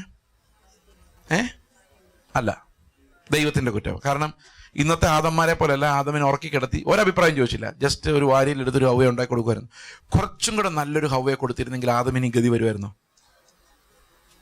പല ആദന്മാരും അങ്ങനെ ചിന്തിക്കുന്നത്, എനിക്ക് കുറച്ചുകൂടെ നല്ലൊരു ഹവ്വയെ കിട്ടിയായിരുന്നെങ്കിൽ ഞാൻ എത്ര സന്തോഷമായിട്ട് ജീവിച്ചേനെ. ചിന്തിക്കും ആദന്മാരങ്ങനെ. അതുപോലെ ഹവ്വമാർ ചിന്തിക്കും, കുറച്ചുകൂടെ നല്ല ആദമിനെ കിട്ടിയായിരുന്നെങ്കിൽ ഞങ്ങളുടെ വീടും കുടുംബം എത്രന്ന്. എൻ്റെ ആദം ശരിയാകുന്നില്ല അല്ലേ, ചിന്തിക്കും. പക്ഷെ നമ്മളൊന്ന് ആലോചിച്ച് നോക്കിയാൽ ഈ ആദമിന് ഹവ്വയ്ക്ക് ഒരേ സ്വഭാവം നമുക്ക് മനസ്സിലാവും. കാരണം ആദം കുറച്ച് ഭേദമായിരുന്നെങ്കിൽ ഹവ്വ ഈ പഴം കൊണ്ടുവന്നപ്പോൾ ആദം എന്ത് പറഞ്ഞേനെ? എൻ്റെ ഹവ്വായി നീ പണി കാണിക്കും ഞാൻ വിചാരിച്ചില്ല, ദൈവം പറഞ്ഞാലേ എടുക്കൽ. ഒറ്റ അക്ഷരം പോലും പറയാതെ മേടിച്ചു തിന്നു. ഇപ്പം രണ്ടും ഒരേ സ്വഭാവം, ഒരേ ശരീരത്തിന് എടുത്തത്. നരനിൽ നിന്ന് വന്നവൻ നാരി. പിന്നെ അഭിനയിക്കാൻ പഠിച്ചതിൽ വ്യത്യാസമുണ്ട്, അത്രയേ ഉള്ളൂ. മനുഷ്യനല്ല ഒരേ സാധനം. മനസ്സിലാവുന്നുണ്ടോ? ചിലർ കുറച്ചുകൂടെ സൗമ്യരായിട്ടൊക്കെ അഭിനയിക്കും, ഉള്ളിൽ ദേഷ്യം കാണും, കടിച്ചമർത്തും. അവർ നമ്മൾ സംസ്കാരം ഉള്ളവരെന്ന് വിളിക്കും. വിശക്കുന്നുണ്ടോ? സംസ്കാരം ഉള്ളവൻ. വിശക്കുന്നുണ്ടോ? വെള്ളം എടുത്തോ, തിന്നാൻ വിശക്കുന്നു, അവൻ സംസ്കാരം ഇല്ലാത്തവൻ. അത്തിയിലകൾ എത്ര ഭംഗിയായി അലങ്കരിക്കുന്നു, അവൻ സംസ്കാര സമ്പന്നൻ. ഞാൻ നല്ല വീട്ടിൽ പിറന്നാന്ന് പറഞ്ഞതിന് അർത്ഥം, നമ്മൾ പറയില്ലേ ഞങ്ങളുടെ കുടുംബം ഭയങ്കര കുടുംബം എന്ന് പറഞ്ഞതിന് അർത്ഥം എന്നറിയോ? ചെറുപ്പത്തിലെ ഏറ്റവും നല്ലപോലെ അഭിനയിക്കാൻ പഠിപ്പിച്ച കുടുംബം എന്നതിനർത്ഥം. ദാറ്റ്സ് ഏറ്റവും നല്ലപോലെ അത്തിയിലകളുടെ ഡിസ്പ്ലേ, നല്ലൊരു പേഴ്സണാലിറ്റി വെളിയിൽ കാണിക്കാൻ പറ്റുന്ന കുടുംബം. എൻ്റെ പ്രിയ സഹോദരങ്ങളെ, ദൈവം നോക്കുമ്പോൾ നമ്മളിൽ ഗുണമായി യാതൊരു വകയുമില്ല. നമ്മൾ മറ്റുള്ളവരിലേക്ക് ഷിഫ്റ്റ് ചെയ്യാം. ഇത് ഈ റെക്കോർഡ് ചെയ്താലുള്ള കുഴപ്പം ഇപ്പം നിങ്ങൾക്ക് മനസ്സിലാവും. എൻ്റെ അപ്പൻ 80-ാം വയസ്സ്, പുള്ളിക്ക് കാർ ഓടിക്കാതിരിക്കാൻ പറ്റിയില്ല, കാർ ഓടിക്കണം. നിങ്ങൾ പറഞ്ഞു വേണ്ട. ആദ്യത്തെ ദിവസം കാർ എടുത്തു. ഒരു ദിവസം കാർ എടുത്തു. ഞങ്ങളുടെ വീട് എന്ന് പറഞ്ഞാൽ ഹൈ റേഞ്ചിലാണ് അവർ താമസിക്കുന്നത്. വീടിൻ്റെ താഴെ അടുത്തൊരു റോഡുണ്ട്, റോഡിന് അപ്പുറത്തൊരു കൊക്കയാണ്. പുള്ളി നേരെ കാർ എടുത്ത് ആ കൊക്കകത്തോട്ടങ്ങ് പോയി. അഗാധമായ കൊക്ക. ഞങ്ങൾ അയ്യോ എന്നും പറഞ്ഞ് അലറി ചെന്നപ്പം ഒരു ഒടിഞ്ഞു പോകാറായ ഒരു പനയിൽ തട്ടിങ്ങനെ നിൽപ്പുണ്ടാവും വണ്ടി. റോട്ടിൽ നിന്ന് കാണാൻ മേല, താവട്ട് പോയി. ആ പന പിന്നെ പോയി. അന്നേരം ആ പന അവിടെ നിന്നു. ഞാൻ നോക്കിയപ്പോൾ ആള് കുശാലായിട്ട് അതിനകത്ത് ഇരിപ്പുണ്ട്. ഡോറ് തുറന്ന് ഇറക്കിക്കൊണ്ടെന്ന് പറയാം, അതെ ആ കാറ് ശരിയല്ലായിരുന്നു. പിന്നെ ഒരു ദിവസം ഞങ്ങൾ വീട്ടിൽ പോയിട്ട്, അപ്പോൾ ഞങ്ങൾ പറയുന്നുണ്ട്, ഇപ്പോൾ കുറേ നാൾ പിന്നെ ഓടിച്ചില്ല. പിന്നെ ഞാൻ വണ്ടി കൊണ്ടുവന്ന് ഞാൻ താമസിക്കുന്ന സ്ഥലത്ത് കൊണ്ടിട്ടു, ഓടിക്കാതിരിക്കാൻ വേണ്ടി. കുറച്ചാൾ കഴിഞ്ഞപ്പം തിരിച്ചു കൊണ്ടുപോയി. ഞങ്ങൾ വീട്ടിൽ പോയിട്ട് തിരിച്ചു വരുന്ന വഴിക്ക് എൻ്റെ അമ്മ ഫോൺ ചെയ്തു, കരഞ്ഞുകൊണ്ട് ഫോൺ ചെയ്യുന്നത്, വണ്ടി ഇടിച്ചു, അതിൻ്റെ അടിയിലൊരുത്തം പോയിട്ടുണ്ട്, മോട്ടോർ സൈക്കിൾ ഓടിച്ചുകൊണ്ട് വന്നു, എൻ്റെ മുകളിലാണ് വണ്ടി ഇരിക്കുന്നത്, നിങ്ങൾ ഓടി വന്നോ. ഞങ്ങൾ തിരിച്ചു ചെന്നപ്പം ആൾക്കാർക്കൊന്നും പറ്റിയിട്ടില്ല. മോട്ടോർ സൈക്കിളുകാരൻ എഴുന്നേറ്റ് നിൽപ്പുണ്ട്, അപ്പനവിടെ എഴുന്നേറ്റ് മാറി നിൽപ്പുണ്ട്. ഞാൻ ചോദിച്ചപ്പോൾ എന്താ പ്രശ്നം വെച്ചാൽ, ആ റോഡ് ശരിയല്ലെന്ന് പറഞ്ഞു. ആ റോഡിൻ്റെ വളവ് ശരിയല്ല, അതുകൊണ്ട് കൊക്കയിലോട്ട് പോകാതിരിക്കാൻ വേണ്ടി പുള്ളി ഒരു തിരിച്ചത്, അത് നേരെ പോയി ഇടിച്ച് കയറി മതിലെല്ലാം ഇടിച്ചു പൊളിച്ചു. പ്രിയ സഹോദരങ്ങളെ, എങ്ങനെയെങ്കിലും വേറൊരാളുടെ തലയിലേക്ക് അത് കൊടുത്താൽ എന്തൊരു സമാധാനമാണെന്നറിയാം. അത് അവർ കൃത്യസമയത്ത് വരാത്തതുകൊണ്ടാണ്. എന്താ, രാവിലെ എഴുന്നേറ്റില്ലെങ്കിൽ അത് ഇന്നലെ രാത്രി ഞാൻ ഉറങ്ങിയില്ല ശരിക്ക്, അതുകൊണ്ടാണ്. നമുക്കൊരു എക്സ്ക്യൂസ് വേണം, അല്ല പിടിച്ചിരിക്കാൻ പറ്റില്ല. ഹൗവയോട് വെച്ചപ്പോൾ ഹൗവ പറഞ്ഞെന്നറിയോ, ആദം ദൈവത്തിൻ്റെ കുറ്റമാണ് പറഞ്ഞെങ്കിൽ ഹൗവ പിശാചിൻ്റെ കുറ്റമാണ് പറഞ്ഞത്. കുറച്ചുകൂടെ പെന്തക്കോസ്തുകാരി ഹൗവയാ. കാരണം നമ്മളെപ്പോഴും എന്ത് സംഭവിച്ചാലും കുറ്റം പറയുന്നത് പിശാച് പരീക്ഷിച്ചുകൊണ്ടാണ്. അതൊരു എക്സ്ക്യൂസാണ്. എൻ്റെ പ്രിയ സഹോദരങ്ങളെ, നിങ്ങൾ പിശാചിനെ ഇന്നവരെ കണ്ടിട്ടുണ്ടോ? പിന്നെ എങ്ങനെ നിങ്ങൾക്ക് മനസ്സിലായി പിശാച പരീക്ഷിച്ചതെന്ന്? യേശുവിനെ പരീക്ഷിക്കാൻ പിശാച് അടുത്ത് വന്നു, പക്ഷെ എന്നെ പരീക്ഷിക്കാൻ പിശാച് ഇന്നേവരെ അടുത്ത് വന്നിട്ടില്ല. അതിൻ്റെ കാരണം എന്താണെന്നറിയോ? ആർക്ക് പറയാം? ഈ പിശാച് പരീക്ഷിക്കാൻ നമ്മുടെ അടുത്ത് വരേണ്ട കാര്യമില്ല. അതെല്ലാം നമ്മുടെ ഉള്ളിൽ തന്നെ ഉണ്ട്. മോഹങ്ങൾ എന്ത് വേണേലും ഏത് സമയത്തും ഉണ്ടാകാൻ നമ്മുടെ അകത്തുണ്ട്. പിന്നെ ഇവൻ അടുത്ത് വരേണ്ട കാര്യമില്ല. ഓരോരുത്തരും അവനവൻ്റെ മോഹങ്ങളാൽ വഞ്ചിക്കപ്പെട്ടിട്ടാണ് ഈ പാപം ചെയ്യുന്നത്. എന്നിട്ട് അവിടെ ഇരിക്കുന്ന പിശാചിനെ പറഞ്ഞിട്ട് കാര്യമില്ല. അവൻ നോക്കി എൻജോയ് ചെയ്യുന്നുണ്ട്. ഇതെല്ലാം അവൻ്റെ പണിയാണല്ലോ മൊത്തത്തിൽ. ഓക്കെ, അപ്പോൾ ഈ രണ്ട് കാര്യങ്ങൾ നിങ്ങൾ ശ്രദ്ധിച്ച് നിങ്ങൾ ഏത് തരത്തിലാണ് ജീവിക്കുന്നത് നമുക്ക് മനസ്സിലാവും. ഓക്കെ, ഇനി റോമാലേഖനത്തിലേക്ക് മടങ്ങി വരുമ്പോൾ ഈ പാപം എന്ന സാധനം എങ്ങനെ വളർന്ന് ഒരു മരമായ കണ്ടീഷനാണ് പൗലോസ് പറയുന്നത്. റോമാലേഖനം 2-ാം അധ്യായത്തിലേക്ക് വരുമ്പം 1-ാം അധ്യായത്തിൽ എന്താണെന്ന് പറഞ്ഞത്? പാപങ്ങൾ എന്തൊക്കെ, ദൈവത്തിന് അതിനോടുള്ള മനോഭാവം എന്തൊക്കെ, ദൈവത്തെ മഹത്വപ്പെടുത്താത്തവരുടെ ഗതികേടാണ് അവിടെ പറഞ്ഞത്. എന്നാൽ 2-ാം അധ്യായത്തിൽ പറയുന്നത് മഹത്വപ്പെടുത്താത്തവരുടെ ഗതികേടല്ല, നല്ലവരാകാൻ ശ്രമിക്കുന്നവരുടെ ഗതികേടാണ്. 2:1 മുതൽ 3:20 വരെ പറയുന്നത് നന്നാകാൻ ശ്രമിക്കുന്നവന്റെ ഗതികേടാണ്. നമുക്ക് 2 വാക്യങ്ങൾ വായിക്കാം, 9-ഉം 10-ഉം. 2:9-10. തിന്മ പ്രവർത്തിക്കുന്ന ഏത് മനുഷ്യാത്മാവിനും കഷ്ടവും സങ്കടവും ആദ്യം യഹൂദനും പിന്നെ യവനനും വരും. നന്മ പ്രവർത്തിക്കുന്ന ഏവനും മഹത്വവും മാനവും സമാധാനവും ആദ്യം യഹൂദനും പിന്നെ യവനനും വരും. അപ്പോൾ നമുക്ക് ഇങ്ങനെ വായിക്കാം, തിന്മ പ്രവർത്തിക്കുന്ന ഏത് മനുഷ്യാത്മാവിനും കഷ്ടവും സങ്കടവും ആദ്യം പെന്തക്കോസ്തുകാരനും പിന്നെ നാട്ടുകാർക്കും വരും. നന്മ പ്രവർത്തിക്കുന്ന ഏത് മനുഷ്യനും മഹത്വവും മാനവും സമാധാനവും ആദ്യം പെന്തക്കോസ്തുകാരനും പിന്നെ നാട്ടുകാർക്കും വരും എന്ന് പറഞ്ഞാൽ, പുസ്തകം കയ്യിലുള്ളവൻ യഹൂദൻ, കയ്യിലില്ലാത്തവൻ യവനൻ. നന്മ പ്രവർത്തിച്ചാൽ പുസ്തകം കയ്യിലുള്ളവനാണെങ്കിലും പുസ്തകം കയ്യിലില്ലാത്തവനാണെങ്കിലും നന്മ വരും. തിന്മ പ്രവർത്തിച്ചാൽ പുസ്തകം കയ്യിലുള്ളവനാണെങ്കിലും പുസ്തകം കയ്യിലില്ലാത്തവനാണെങ്കിലും തിന്മ വരും. അപ്പം മതമേതായാലും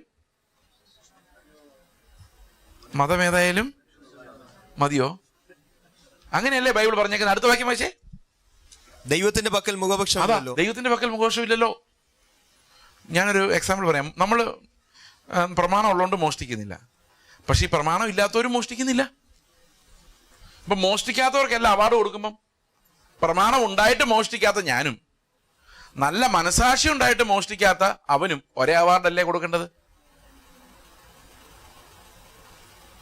ഓക്കെ, അതുപോലെ ഞാൻ ആന്ധ്രയിലായിരിക്കുമ്പോൾ അവിടെ ഞങ്ങളുടെ ഹൗസ് ഓണർ ഒരു ബ്രാഹ്മണനായിരുന്നു. അദ്ദേഹം ഒരു ദിവസം ഞങ്ങളോട് ചോദിച്ചു, ഈ ക്രിസ്ത്യാനികളല്ല എന്തിനാ സിനിമ കാണാൻ പോകുന്നത്? ഞാൻ ചോദിച്ചു, എനിക്കറിയാൻ മേല, അതെന്താ കണ്ടാൽ എന്നാ കുഴപ്പം ചോദിച്ചാൽ അന്നേരം പുള്ളി പറയാം, അത് മുഴുവൻ അഭിനയമല്ലേ, അത് റിയൽ അല്ലല്ലോ. റിയൽ അല്ലാത്ത സാധനത്തിന് മുമ്പ് പോയി 2-3 മണിക്കൂർ അതിനുവേണ്ടി ഇടിച്ചു പോയിരിക്കുന്ന മോശമല്ലേ എന്ന് പുള്ളി എന്നോട് ചോദിക്കുക. അപ്പം സിനിമ കാണാത്തവർക്കെല്ലാം ദൈവം അവാർഡ് കൊടുക്കുന്ന ദിവസം ആ പാവപ്പെട്ട ബ്രാഹ്മണനെ മറക്കാൻ പറ്റുമോ? മതം ഏതായാലും സിനിമ കാണാതിരുന്നാൽ മതി, മതം ഏതായാലും മോഷ്ടിക്കാതിരുന്നാൽ മതി, അല്ലേ? ഇനി ഞാൻ വേറൊരു ചോദ്യം ചോദിക്കട്ടെ. ഒരിക്കലും സുവിശേഷം കേട്ടിട്ടില്ലാത്തവര് മനസാക്ഷി അനുസരിച്ച് വിധിക്കപ്പെട്ട് സ്വർഗത്തിൽ പോവില്ല? പോകുമായിരുന്നേ പിന്നെ കർത്താവിന് കഷ്ടപ്പെടേണ്ട കാര്യം ഉണ്ടായിരുന്നു? എല്ലാത്തിനും മനസാക്ഷി അനുസരിച്ച് കൊണ്ടുപോയാൽ പോരായിരുന്നു. ഇത് മനസാക്ഷി എന്താ ചെയ്യുന്നതെന്ന് ഞാൻ പറഞ്ഞു വരുന്നത്. നല്ല മനസാക്ഷിയുള്ള ആൾക്കാർ, നല്ല ന്യായപ്രമാണം അനുസരിക്കുന്ന ആൾക്കാർ, അവർക്ക് പറ്റുന്ന പറ്റാണ് ഇപ്പം നമ്മൾ കാണാൻ പോകുന്നത്. നോക്കാം. 11-ാം വാക്യം, ദൈവത്തിന്റെ പക്കൽ മുഖവശമില്ലല്ലോ, ന്യായപ്രമാണം ഇല്ലാതെ പാപം ചെയ്തവരൊക്കെ ന്യായപ്രമാണം കൂടാതെ നശിച്ചു പോകും. അപ്പം മനസാക്ഷി ഉണ്ടായിട്ടും എന്തുണ്ടായാലും പാപം ചെയ്താൽ എന്ത് പറ്റും? നശിച്ചു പോകും. ന്യായപ്രമാണം ഉള്ളവനും പാപം ചെയ്താൽ നശിച്ചു പോകും. ഓക്കെ, ന്യായപ്രമാണം കേൾക്കുന്നവരല്ല. 13-ാം വാക്യം, ദൈവസന്നിധിയിൽ നീതിമാന്മാർ, ന്യായപ്രമാണം ആചരിക്കുന്നവരത്രേ നീതീകരിക്കപ്പെടുന്നു. ഇനി 14-ാം വാക്യം, ന്യായപ്രമാണം ഇല്ലാത്ത ജാതികൾ. അപ്പൊ ന്യായപ്രമാണവും മനസാക്ഷിയും തമ്മിലാണ് കമ്പാരിസൺ കേട്ടോ. ന്യായപ്രമാണം ഇല്ലാത്ത ജാതികൾ ന്യായപ്രമാണത്തിലുള്ളത് സ്വഭാവത്താൽ ചെയ്യുമ്പോൾ ന്യായപ്രമാണം ഇല്ലാത്തവർക്ക് അവർ തങ്ങൾക്ക് തന്നെ. അപ്പം പ്രമാണമുള്ളവരാണ് എല്ലാവരും. ന്യായപ്രമാണം ഇല്ലാത്തവർക്ക് അതിന് പകരം ആരുണ്ട്? മനസാക്ഷിയുണ്ട്, അല്ലേ? അങ്ങനെയല്ലേ പറഞ്ഞു വരുന്നേ? ഓക്കെ.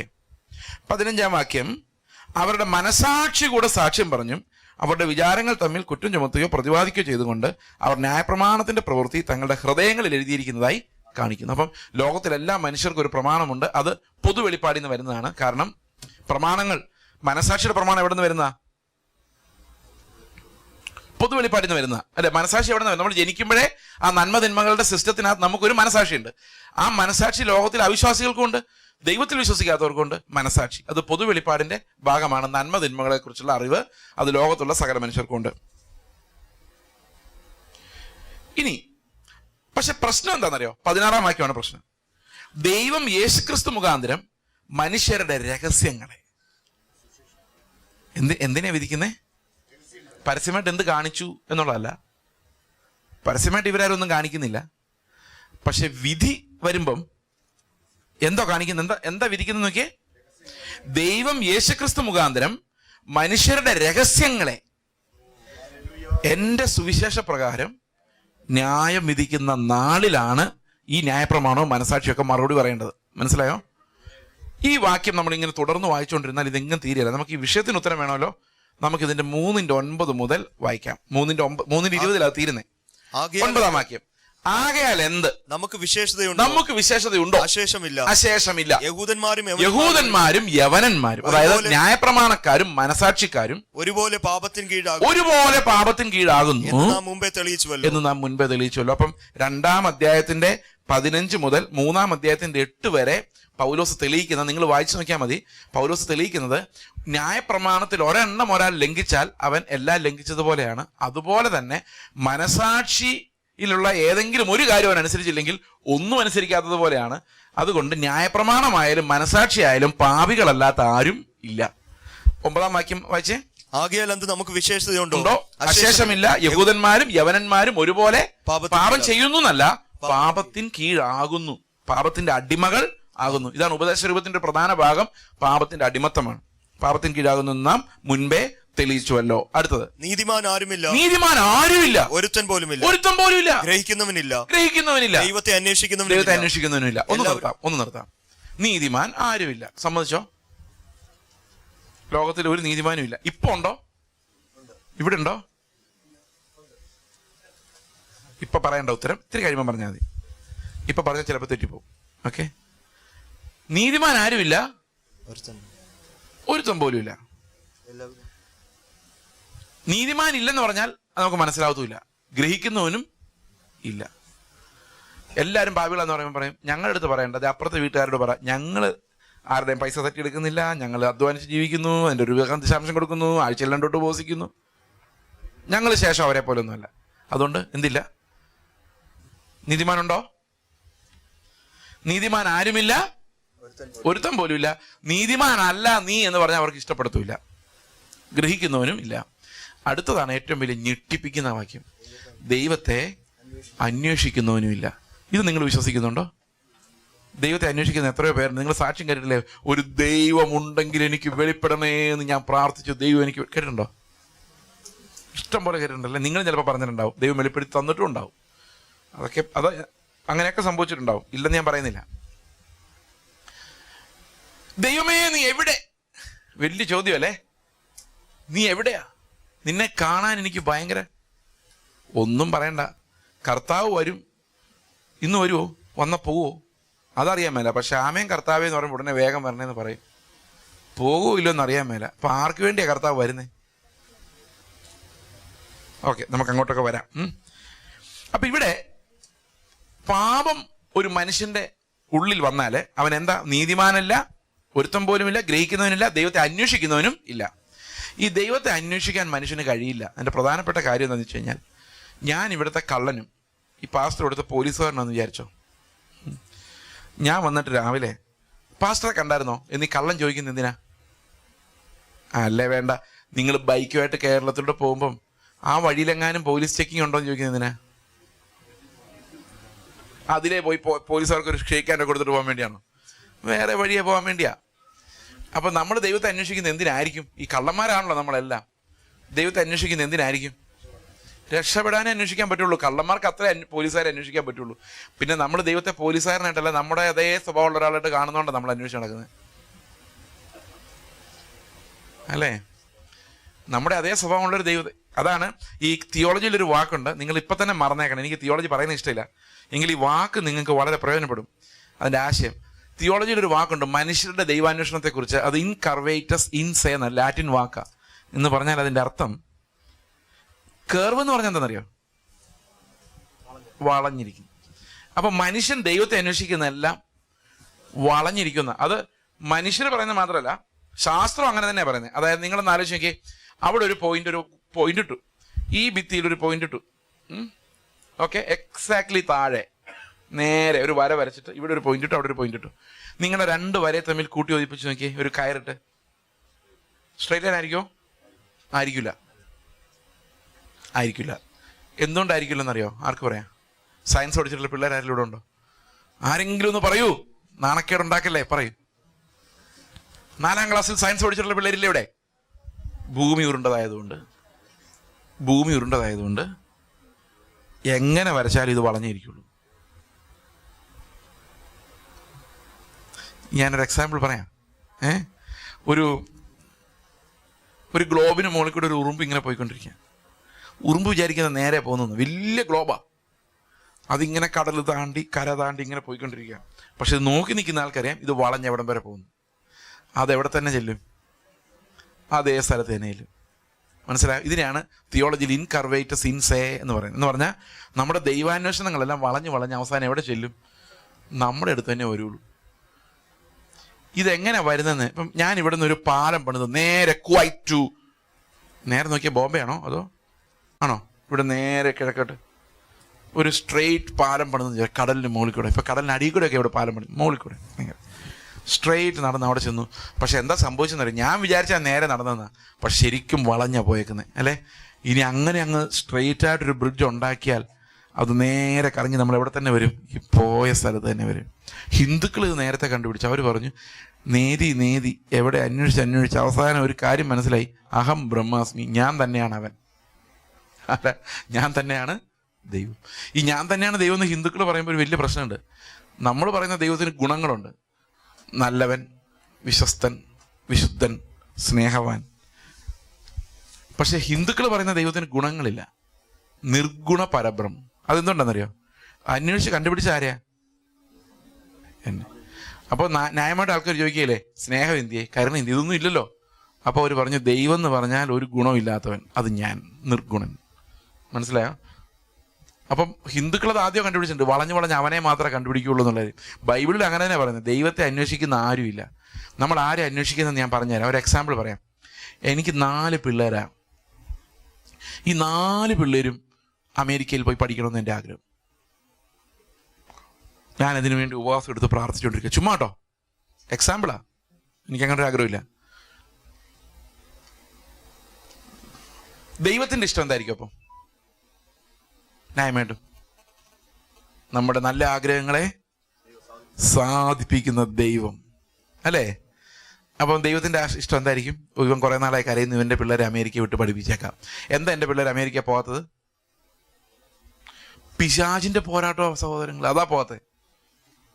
അപ്പൊ ദൈവത്തിന് നമ്മുടെ സ്വഭാവവും പിശാചിന് വേറൊരു സ്വഭാവം, അല്ലേ? സത്യത്തിൽ പിശാചിന് ആരുടെ സ്വഭാവമാണ്? മനസ്സിലായി? നമുക്ക് എങ്ങനെ തോന്നുന്നേ?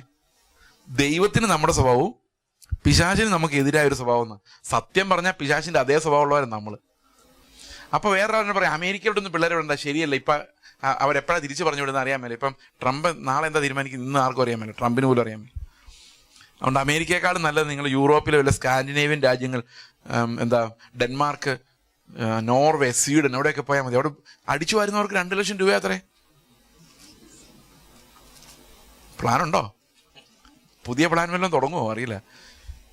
അപ്പൊ ഞാൻ തീരുമാനിച്ചു, ഓക്കെ, എന്റെ പിള്ളേർ 4 പേരും അമേരിക്കയിൽ പോകുന്നില്ല, അവർ സ്കാൻഡിനേവിയൻ രാജ്യങ്ങൾ. കർത്താവേ സ്കാൻഡിനേവിയയിലേക്ക് വിടണേ, സ്കാൻഡിനേവിയയിലേക്ക് വിടണം. കർത്താവ് മാറ്റി. കർത്താവിന് പ്രത്യേകിച്ച് ഇൻട്രസ്റ്റ് ഒന്നുമില്ല, നിങ്ങളുടെ ആശയാണ് കർത്താവ് സാധിപ്പിക്കാനിരിക്കുന്നത്, അല്ലേ? ആണോ അല്ലയോ? സമ്മതിച്ചോ? ഞാൻ പറഞ്ഞ ശരിയാണോ? ഇനി 2 പേര് തമ്മിൽ വഴക്കുണ്ടാക്കി വിചാരിച്ചോ, ഇവിടെ അങ്ങനെ ഉണ്ടാവില്ല. Just example. അങ്ങോട്ട് പോകുന്ന വഴിക്ക് ആ സ്റ്റെപ്പയിൽ കാല് തട്ട് ഒരാളൊന്ന് വേയിച്ചു പോയി എന്ന് വിചാരിച്ചോ. ഇയാൾ ഓടിച്ചെന്ന് താങ്ങി പിടിച്ചാലും ഉള്ളിൽ വിചാരിക്കും, എന്നോടത് പറഞ്ഞിട്ട് പോയപ്പോഴേ ഞാൻ മനസ്സിലാക്കിയത് ദൈവം ഇവനോട്ടൊരു പണി. അപ്പം ഞാൻ കൊടുക്കാൻ എനിക്ക് പറ്റാത്ത പണികൾ കൊടുക്കുന്ന, എൻ്റെ അതേ ആഗ്രഹങ്ങളുള്ള ഇന്ത്യയുടെ പ്രധാനമന്ത്രി നരേന്ദ്രമോദിയെക്കുറിച്ച് ഞാൻ എന്ത് ചിന്തിക്കുന്നോ അത് തന്നെ ചിന്തിക്കുന്ന, എൻ്റെ അയൽവക്കത്തുള്ള അവിശ്വാസികളെക്കുറിച്ച് ഞാൻ എന്ത് ചിന്തിക്കുന്നോ അത് തന്നെ ചിന്തിക്കുന്ന എൻ്റെ അതേ സ്വഭാവമുള്ള ഒരാൾ. ഇതിനെയാണ് ഞാൻ അന്വേഷിച്ച് കണ്ടുപിടിച്ച് ദൈവം എന്ന് വിളിക്കുന്നത്. ശ്വാസം എടുത്ത് ഇത്തിരി വെള്ളം കൂടെ കുടിച്ചാലും തോന്നുന്നുണ്ട് ഇത്രയും പറഞ്ഞപ്പോൾ. ഈ ദൈവം നമ്മുടെ കാര്യസാധ്യങ്ങൾക്ക് വേണ്ടി മാത്രമുള്ളതാണ്. എന്നാൽ ദൈവത്തെ ഒരാൾ ശരിക്കും കണ്ടിട്ടുണ്ടെങ്കിൽ എന്തായിരിക്കും അവന്റെ അവസ്ഥ എന്നറിയോ? ദൈവം നമുക്ക് സ്വന്തമായിട്ടുണ്ടോ? 1-2 അവസ്ഥകൾ നമുക്ക് ബൈബിളിൽ നോക്കാം. ഒത്തിരി നോക്കാൻ സമയമില്ല. എനിക്ക് ഏറ്റവും ഇഷ്ടം പത്രോസിന്റെ കാര്യം. പത്രോസ് രാത്രി മുഴുവൻ മീൻ പിടിക്കാൻ നോക്കി, ഒരു മീൻ പോലും കിട്ടിയില്ല. നേരം വെളുത്തപ്പോൾ കർത്താവ് അവൻ്റെ അടുത്ത് വന്നു. അവൻ്റെ പറഞ്ഞു, ആഴത്തിലേക്ക് നീക്കി വല വീശ്. ആഴത്തിലേക്ക് നീക്കി വല വീശിയപ്പോൾ എന്താ സംഭവിച്ചത്? വല പെരുത്ത മീൻകൂട്ടം വലയിൽ കയറി. ഞാനൊരു കൺവെൻഷൻ പ്രസംഗം നടത്തട്ടെ, 1 മിനിറ്റ് കൊണ്ട്. നിങ്ങളുടെ പടകിൽ യേശു ഉണ്ടെങ്കിൽ, ഞാൻ ഇത്തിരി വൈബ്രേഷനോടെ പറഞ്ഞ ഇവിടെ ഉണർവാടോ ആരംഭിക്കും. നിന്റെ ബിസിനസിന്റെ നടുവിലേക്ക് ആരിറങ്ങി വരും? അപ്പൊ എന്ത് സംഭവിക്കും ബിസിനസ്സിന്? അപ്പൊ പത്രോസ് വലിയ മീനുമായിട്ട് വരുമ്പം, ഞാനായിരുന്നു പത്രോസിന്റെ സ്ഥാനത്തെങ്കിൽ ഉറപ്പായിട്ടും കർത്താവിന്റെ പറഞ്ഞ, കർത്താവെ നാളെയും എന്റെ പടകിൽ നീ ഉണ്ടാകും. പറയല്ലേ? പറയോ? പറയും. ഇനി മേലാൽ ഞാൻ രാത്രിയുള്ള അധ്വാനം നിർത്തി. എവിടെ ഓൾ നൈറ്റ് പ്രയർ ഉണ്ടെങ്കിലും ഞാൻ പോയിരിക്കും. പകല് ട്രാക്ട് കൊടുക്കാൻ പോകും. നിന്റെ സുവിശേഷ വേലയാണ് ഇനി ഞാൻ ചെയ്യാൻ പോകുന്നത്. പക്ഷെ രാവിലെ ഒരു നേരത്തെ ആ ബിസിനസിന്റെ നടുവിൽ നീ ഇറങ്ങി വന്നേ പറ്റുള്ളൂ. പിടിച്ചു വെച്ച് പ്രാർത്ഥിക്കുക. 100 മീൻ കിട്ടിയാൽ 10 മീൻ ദശാംശം കൃത്യം നിനക്ക്. യേശുവായിട്ട് തോന്നുന്നുണ്ടോ അത്? യേശുവിന് അങ്ങനെ പറയാൻ പറ്റുമോ നമുക്ക്? ഇവൻ എന്താ പറഞ്ഞത് ശരിക്കും? കർത്താവേ നീ എന്നെ വിട്ട് പോ, ഞാൻ പാപിയായൊരു മനുഷ്യൻ, എൻ്റെ അടുത്ത് നീ വരല്ലേ എന്നാ പറഞ്ഞത്. ബൈബിളിൽ ഇന്നേ വരെ ഒരുത്തനും യേശുവിനെ അങ്ങനെ കൈനീട്ടി സ്വീകരിച്ചിട്ടില്ല. രക്ഷിക്കപ്പെട്ട് വീണ്ടെടുക്കപ്പെട്ട് 65 വർഷത്തോളം യേശുവിൻ്റെ കൂടെ നടന്ന, ഏറ്റവും കുറഞ്ഞത് നടന്ന യോഹന്നാൻ യേശുവിനെ പത്മോസ് ദ്വീപിൽ കണ്ടപ്പോൾ അവൻ പരവേശനായി നിലത്ത് വീഴുക ചെയ്ത്. അന്ന് അവിടെ അവൻ കമന്ന് കിടന്നുകൊണ്ട് പത്രോസിന്റെ കാര്യം എന്തായെന്നോ, എൻ്റെ നാട്ടുകാരുടെ കാര്യം എന്തായെന്നോ, വീട്ടുകാരുടെ കാര്യം ഒന്നും ചിന്തിക്കാൻ പറ്റില്ല. ദൈവം നമ്മുടെ മധ്യത്തിലേക്ക് വരുന്നവരെ, ദൈവത്തെ നമ്മൾ കാണുന്നത് വരെ നമുക്ക് 100,000 പ്രശ്നങ്ങളേ ഉള്ളൂ. പക്ഷെ ദൈവത്തെ കണ്ടു കഴിഞ്ഞാൽ പിന്നെ ആകെ ഒരു പ്രശ്നമുള്ളൂ, പാപം. ഇതെന്ത് ചെയ്യും? ഈ പാപബോധം നിങ്ങൾക്ക് ഉണ്ടായിട്ടുണ്ടെങ്കിലേ നിങ്ങൾ ശരിക്കും ദൈവത്തെ കണ്ടിട്ടുള്ളൂ. ഇല്ലെങ്കിൽ നിങ്ങൾ കണ്ടിട്ടില്ല. ദൈവത്തെ കാണുന്ന എല്ലാവരും ആ ബ്രോക്കൺനെസ്, ആ നുറുക്കത്തിലേക്ക്. നമുക്ക് യോബിന്റെ കഥയെ നോക്കി, ഏറ്റവും വലിയ എക്സാമ്പിൾ യോബ. യോബിന് ഒരു പാപവും ചെയ്തിട്ട് പിശാച് പറഞ്ഞിട്ടില്ല എന്ന് ഓർക്കണം. അതാ മനുഷ്യർ പറയുമായിരിക്കും എന്തെങ്കിലുമൊക്കെ. പിശാചാണല്ലോ ശരിക്കും നമ്മുടെ അപവാദി. അവനാണ് നമ്മുടെ എല്ലാ പാപങ്ങളും കണ്ടുപിടിക്കുന്ന ആള്. ഒരു ദിവസം ദൈവം ചോദിക്കും, ഇപ്പൊ എന്നെക്കുറിച്ച് പിശാച് എന്തെല്ലാം പറയുന്നുണ്ടായിരിക്കും. ഒന്ന് ചിന്തിച്ചാൽ തന്നെ ഒരു അന്തം ഉണ്ടാവില്ല. ആ പിശാച് അത് പറയുന്നതിൻ്റെ കൂടെ വേറെ ആൾക്കാരൊക്കെ എന്തെങ്കിലുമൊക്കെ പറയുമായിരിക്കും. അവർ നിർത്തിപ്പോയി ആഹാരം കഴിച്ചിട്ട് കിടന്നു തുടങ്ങിയാലും പിശാച് നിർത്തൂല. കാരണം അവൻ ഇടവിടാതെ എന്ത് ചെയ്തുകൊണ്ടിരിക്കുക? അപവാദം പറഞ്ഞിട്ടിരിക്കുക. അപ്പം ചിലപ്പോൾ വിശ്വാസികൾ അവൻ്റെ കൂടെ കൂടാറുണ്ട് അപവാദം പറയാൻ വേണ്ടി. എന്നാൽ ആ രാജ്യം ഇങ്ങനെ അവൻ വലുതാക്കിക്കൊണ്ടിരിക്കുക. അവനോട് കർത്താവ് ചോദിക്കുക, നീ മോശയുടെ വരെ കുറ്റം പറഞ്ഞവനല്ലേ? അവന്റെ ശരീരം ചോദിച്ചവനെ, യോശുവ എന്ന മഹാപുരോഹിതന്റെ വസ്ത്രത്തിൽ ചെളിയുണ്ടെന്ന് പറഞ്ഞവനാ, നീ ഇയ്യോബിനെ നോക്കി. ഇവൻ പോയി ഇയ്യോബിനെ തിരിച്ചു മറിച്ച് നോക്കിയിട്ട് തിരിച്ചു വന്ന് പറയാ, ഒരു പാപവും കാണുന്നില്ല. എന്ന് ആലോചിച്ച ഒരു മനുഷ്യനെ കുറിച്ച്, യേശുക്രിസ്തുവിനെ കുറിച്ചല്ലാതെ ആരെക്കുറിച്ച് അങ്ങനെ പറയാൻ പറ്റുമോ? എന്നിട്ട് പോലും പിശാചിന് പോലും പിടികൊടുക്കാത്തവനായിരുന്നു ആര്? ഇയ്യോബ്. അപ്പൊ അവന്റെ അത്തിയിൽ എന്ത് സ്ട്രോങ് ആയിരുന്നു ആലോചിക്കുക. ഇയ്യോബിന്റെ കൂട്ടുകാരെല്ലാം പറഞ്ഞു, എന്തോ നീ ഒപ്പിച്ചിട്ടുണ്ട്, അല്ലെങ്കിൽ ദൈവം ഇങ്ങനെ ചെയ്യല. പക്ഷെ അവരെ ദൈവം വഴക്ക് പറയുകയോ ചെയ്തത്. അതെന്താന്ന് പറയാൻ ഇവർക്ക് ആർക്കും പറ്റിയില്ല. ഇയ്യോബ് നോക്കിയിട്ട് മനസ്സിലായില്ല ഇയ്യോബിനൊരു പാപം ഉണ്ടോന്ന് മനസ്സിലായില്ല, ഒരിക്കലും മനസ്സിലായിട്ടില്ല. ദൈവം അവനെ കുറ്റം വിധിക്കുന്നുമില്ല. നോക്കിക്കേ എത്ര പെർഫെക്റ്റ് കണ്ടീഷനാണ് നോക്കിയേ ഇയ്യോബിന്റെ അവസ്ഥ. പക്ഷെ ഇയ്യോബ് 42:5 വായിച്ചു നോക്കിയേ. ഇയ്യോബ് 42:5, ഞാൻ നിന്നെ കുറിച്ചൊരു കേൾവി മാത്രമേ കേട്ടിരുന്നുള്ളൂ, ഇപ്പോഴും എന്റെ കണ്ണാൽ ഞാൻ നിന്നെ കാണുന്നു. അതുകൊണ്ട് ആകയാൽ ഞാൻ എന്നെ തന്നെ വെറുത്തു, പൊടിയിലും ചാരത്തിലും കിടന്ന് അനുതപിക്കുന്നത്രേ. എന്തു പാപം! ഒറ്റ കാര്യമുള്ളൂ, ദൈവത്തെ കണ്ടു. ഇത്ര നേരം പ്രസംഗം കേട്ടോണ്ടിരിക്കുവായിരുന്നു. ഇപ്പൊ എന്ത് സംഭവിച്ചു വെച്ച് കഴിഞ്ഞാൽ ദൈവത്തെ കണ്ടു. ഒറ്റ കാര്യം. യെശയ്യാവ് പറയാണ്, ഉസിയാ രാജാവ് മരിച്ച ആണ്ടിൽ ഉയർന്നു പൊങ്ങിയുള്ള സിംഹാസനത്തിൽ ദൈവം ഇരിക്കുന്നവൻ കണ്ടു. അവൻ പറഞ്ഞ വാക്കിതാ, അയ്യോ ഞാൻ നശിച്ചു. നമ്മൾ പറയുന്നറിയോ, ലോട്ടറി അടിച്ചു എന്നാ. അയ്യോ ഞാൻ നശിച്ചു, ഞാൻ ശുദ്ധിയില്ലാത്ത അതരങ്ങളുള്ളൊരു മനുഷ്യൻ. ഞാൻ ഈ മനുഷ്യരുടെ എല്ലാം കുറ്റം പറഞ്ഞു പോയല്ലോ, അവരെ പോലെ ഞാനും അശുദ്ധനായിരിക്കെ. ബൈബിളിൽ എവിടെ നോക്കിക്കോ, ദൈവത്തെ ആര് കണ്ടിട്ടുണ്ടോ അവരെല്ലാം നുറുങ്ങി ആ കാൽക്കൽ വീണിട്ടുണ്ട്. ഇന്ന് നമ്മുടെ പിള്ളേർക്കും ദൈവത്തെ ഭയപ്പെടാൻ പറ്റുന്നില്ല. കാരണം നമ്മൾ VBSലൂടെ അവർക്ക് പരിചയപ്പെടുത്തി കൊടുക്കുന്ന ദൈവം ഇവരുടെ തീവണ്ടി ഓടിച്ചും കളിച്ചും നടക്കുന്ന ഒരാളാ. അവരെത്ര കഴിഞ്ഞാൽ ഈ ദൈവം കർത്താവ് ആരാ, അവന്റെ തേജസ് എന്താന്ന് ഇവർക്ക് മനസ്സിലാകത്തില്ല. ഇവർ പാട്ടും പാടി കളിച്ചും ചിരിച്ചുമാണ് ദൈവത്തെക്കുറിച്ച് മനസ്സിലാക്കുന്നത്. ഭയം ഇല്ലാതായി പോയിരിക്കുന്നു, പാപബോധം ഇല്ലാതായി പോയിരിക്കുന്നു. ദൈവം നമ്മുടെ അതേ സ്വഭാവമുള്ള ആളെന്ന് നമ്മൾ വിചാരിക്കുന്നു. നമ്മൾ ചിന്തിക്കുന്ന പോലെ തന്നെ ദൈവം ചിന്തിക്കുന്നു എന്ന് വിചാരിക്കുന്നു. നമ്മുടെ പാപങ്ങളെല്ലാം ഒന്ന് കരയുമ്പോഴേക്കും ദൈവം വിട്ടുകളഞ്ഞെന്ന് വിചാരിക്കുന്നു. പ്രിയ സഹോദരങ്ങളെ, 2 പ്രാവശ്യം കരഞ്ഞാലും 10 പ്രാവശ്യം കരഞ്ഞാലും പാപം പോകൂല. യേശുവിന്റെ രക്തത്തിൽ മാത്രമേ പാപം കഴുകാൻ പറ്റുള്ളൂ. നിങ്ങളുടെ കണ്ണുനീരിനകത്ത് പാപം കഴുകാനുള്ള മാജിക് ഒന്നും ഇല്ല. അഗസ്റ്റസ് ടോപ്ലാഡി എന്ന് പറഞ്ഞൊരു വിശുദ്ധൻ 1777 എഴുതിയൊരു പാട്ടുണ്ട്. നമ്മൾ പലപ്പോഴും പാടാറുള്ള പാട്ടാ. ഞാൻ ഈ പറയുന്ന കാര്യങ്ങൾ പ്രിയ സഹോദരങ്ങളെ പുതുതല്ല, പണ്ട് തൊട്ടേ വിശുദ്ധന്മാർ മനസ്സിലാക്കിയിരുന്ന കാര്യമാണ്. പിളർന്ന ഒരു പാറയെ നിന്നിൽ ഞാൻ മറയട്ടെ. പാടാറുണ്ടോ പാട്ട്? തുറന്ന നിൻ ചങ്കിലെ രക്തനീർ എൻ പാപത്തെ പോക്കി ശുദ്ധനാക്കട്ടെ. എനിക്ക് ആ വാക്യം അത്ര അറിയത്തില്ല. എന്നോട് എൻ്റെ ബൈബിൾ കോളേജിൽ ടീച്ചേഴ്സ് പറഞ്ഞിട്ടുണ്ട്, നീ എവിടെ വേണമെങ്കിലും പോയി പ്രസംഗിച്ചോ, പക്ഷെ ദയവായിട്ട് പാടരുത്. അതുകൊണ്ട് പാട്ടിലോട്ട് പ്രവേശിക്കുന്നില്ല, ജസ്റ്റ് പറയാം. അടുത്ത സ്റ്റാൻസ, കൽപ്പന കാത്തിടുവാൻ. ഇതാണ് ആദ്യത്തെ സ്റ്റാൻസ. കൽപ്പന കാത്തിടുവാൻ ഒട്ടും പ്രാപ്തനല്ല ഞാൻ. വൈരാഗ്യം ഏറിയാലും കണ്ണുനീർ ചൊരിഞ്ഞാലും വന്നിടാ പാപനാശം. ലോകത്തെ മുഴുവൻ വെറുത്ത് വൈരാഗി എന്ന് പറഞ്ഞ സന്യാസി നടത്തും. വൈരാഗിയായി ലോകം മുഴുവൻ ഉപേക്ഷിച്ച്, ധനവും ഉപേക്ഷിച്ച്, വീടും ഉപേക്ഷിച്ച്, ശരീരം ചുടാൻ ഏൽപ്പിച്ചിട്ട് കരഞ്ഞ് രാത്രിയും പകലും കരഞ്ഞാലും വന്നിടാ പാപനാശം. നീ താൻ രക്ഷിക്ക വേണം എന്ന് പറഞ്ഞാൽ, ആ പാപം എന്ന് പറയുന്ന സാധനം നമ്മൾ വിചാരിക്കുന്നത് പോലെ തൂത്താൽ പോകുന്ന ഒരു സാധനമല്ല. ആ പാപബോധത്തിലേക്ക് നമ്മുടെ ജനത്തിന് ഇന്ന് വരാൻ പറ്റുന്നില്ല. കാരണം God is taken so lightly. അവന്റെ നാമത്തെ വൃഥാ പ്രയോഗിച്ച് വിലയില്ലാത്തൊരു നാമമായി ദൈവത്തിന്റെ നാമം മാറിയിരിക്കുന്നു. പാപം എന്ന് കേട്ടാലും നമുക്കൊന്നും തോന്നുന്നില്ല, മാനസാന്തരം കേട്ടാലും നമുക്കൊന്നും തോന്നുന്നില്ല. അവനെക്കുറിച്ചാണ് പറഞ്ഞുകൊണ്ടിരിക്കുക, അല്ലാതെ nothing speaks to our heart. മനസ്സിലാവുന്നുണ്ടോ ഞാൻ പറയുന്നത്? പിടികിട്ടുന്നുണ്ടോ? ഓക്കെ. അപ്പോൾ നമ്മുടെ കണ്ണുനീര് ഒന്ന് കരഞ്ഞു, ഞാൻ കരഞ്ഞിട്ടാ കർത്തൃമേശ എടുത്തത് കർത്താവേ. എവിടെ കരഞ്ഞിട്ട് കർത്തൃമേശ എടുത്തു? അതുകൊണ്ടൊന്നും പാപം പോകുന്നില്ല.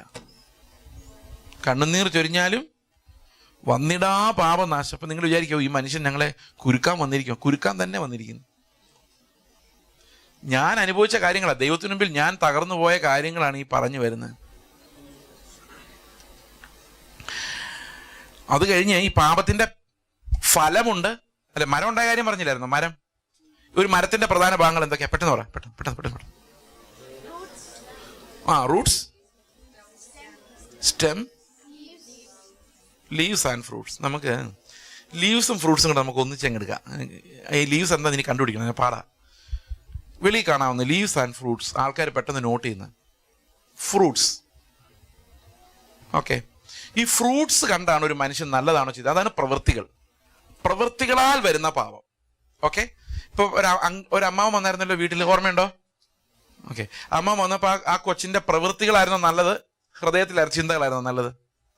പ്രവൃത്തികൾ നല്ലതായിരുന്നു എന്ന് പറഞ്ഞാൽ അർത്ഥം തന്നെ ഈ ദുഷിച്ച ഫലം ഉണ്ടായി പറിച്ചു കളഞ്ഞു. എന്താ ദുഷിച്ച ഫലം ഉണ്ടായത്? എന്താ? ഇയാൾ വന്ന് കയറിയല്ലോ. അതാണ് മരം. ആ മരത്തിൽ ഉണ്ടാകേണ്ട ഫ്രൂട്ട് എന്താ?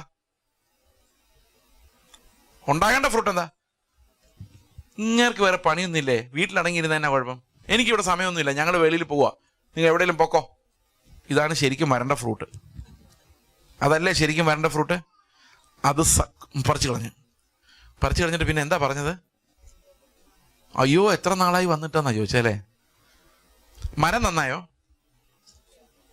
മരം നന്നായില്ല. ഒരു നല്ല ഫ്രൂട്ട് എടുത്ത് ആ മരത്തിന്റെ ശിഖരത്തിൽ കെട്ടി തൂക്കിയുള്ളൂ. അത് മരം പ്രൊഡ്യൂസ് ചെയ്ത ഫ്രൂട്ടാണോ? അല്ല. മരം പ്രൊഡ്യൂസ് ചെയ്ത ഫ്രൂട്ട് എന്തിയെ? പറിച്ചു കളഞ്ഞു.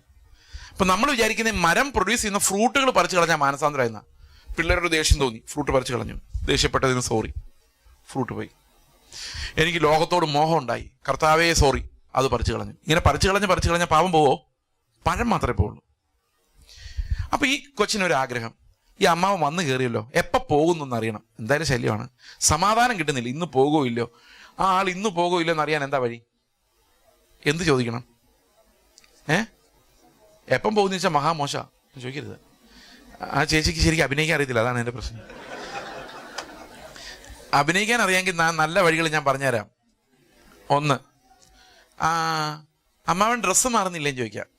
അപ്പോൾ ഇല്ല മോളെ പോകാമെന്ന് വേണേൽ പറഞ്ഞാൽ സേഫാ, കുറച്ചുകൂടെ സേഫാ. ഇനി വേറൊരു ടെക്നിക്ക് പറയാം. വൈകിട്ട് കഴിക്കാൻ എന്താ വേണ്ടതെന്ന് ചോദിക്കാം. അപ്പോഴും ഞാൻ പോവുക, വൈകിട്ട് നിൽക്കുന്നില്ല എന്ന് പറഞ്ഞാൽ അതും ഒരു സമാധാനമാണ്. ഇനി അമ്മാവൻ അങ്ങനെ പോകില്ല എന്നറിയാവുന്നതുകൊണ്ട് വേണമെങ്കിൽ ഇങ്ങനെ പറയാം, ഇന്ന് ഇവിടെ കിടന്നിട്ട് നാളെ രാവിലെ പോയാൽ പോരെ എന്ന് ചോദിക്കാം. അതിനകത്ത് കുറേ കാര്യങ്ങളുണ്ട്. അത് ഇന്ന് ഇവിടെ കിടന്നോ, ഇന്നൊരു ദിവസം ഉള്ളൂ, നാളെ രാവിലെ വണ്ടി ഉണ്ടെന്ന് ഓർപ്പിച്ചു, അത് രാവിലെ പോയിക്കോണം. അത് ഏറ്റവും ഭംഗിയല്ലേ? ഇങ്ങനെയൊക്കെയുള്ള അഭിനയങ്ങളും കൂടെ ഇതിനകത്തുണ്ട്. അപ്പം ഇവർ നല്ല അഭിനയിക്കുന്ന ആളായിരുന്നു, സ്വഭാവമുണ്ട്. അവർ പറഞ്ഞു, അമ്മാവ് ഇന്ന് ഇവിടെ കിടന്നിട്ട് നാളെ രാവിലെ പോയാൽ പോരെ. പാവം അമ്മാവൻ എന്ത് പറ്റിയെന്നറിയോ? അമ്മാവന് പ്രായമായി, ബുദ്ധിയുടെ ആവരണം അങ്ങ് പോയ. ആ ബുദ്ധിയുടെ ആവരണം പോകുന്നവരുടെ പ്രശ്നം എന്ന് വെച്ച് കഴിഞ്ഞാൽ അകത്തുള്ള എല്ലാം പടപടാന്ന് വിളി വരും. പ്രായമാകുമ്പോൾ അങ്ങനത്തെ പ്രോബ്ലം ഉണ്ട്. അപ്പം മക്കൾ പറയും അമ്മ ഒന്ന് മിണ്ടായിരിക്കുക എന്ന് പറയും. കാരണം എന്താ വെച്ചാൽ ബുദ്ധി പോയി, ഉള്ളതെല്ലാം വെളി വരുക. ഞങ്ങളുടെ ചർച്ചിലൊരു സൈക്കാട്രിസ്റ്റ് ഉണ്ട്. സൈക്കാട്രിസ്റ്റ് മെഡിക്കൽ കോളേജിലെ ഏറ്റവും പ്രധാനപ്പെട്ട സൈക്കാട്രിസ്റ്റാണ്.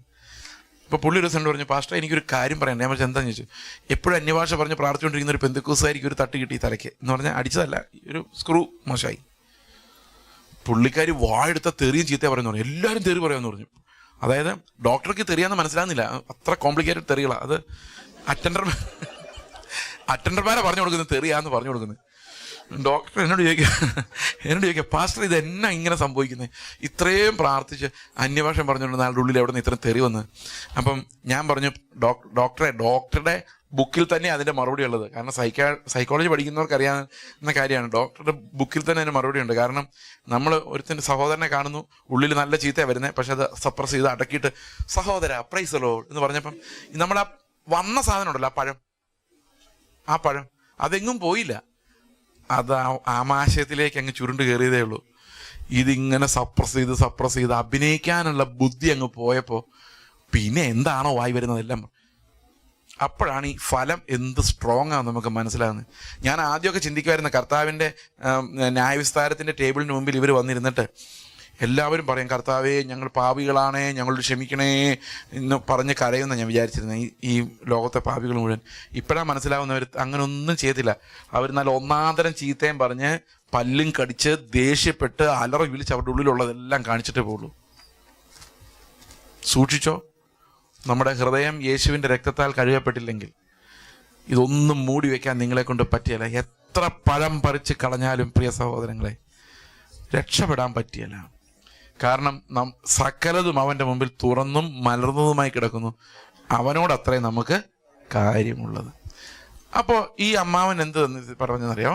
അമ്മാവൻ പറഞ്ഞു, അമ്മാവൻ ഈ ഒരു ദിവസം നിന്നിട്ട് പോയാൽ മതി, ഇപ്പൊ പോകണ്ടെന്ന് പറഞ്ഞ അമ്മാവൻ ശരിക്കും കേട്ടുള്ളൂ.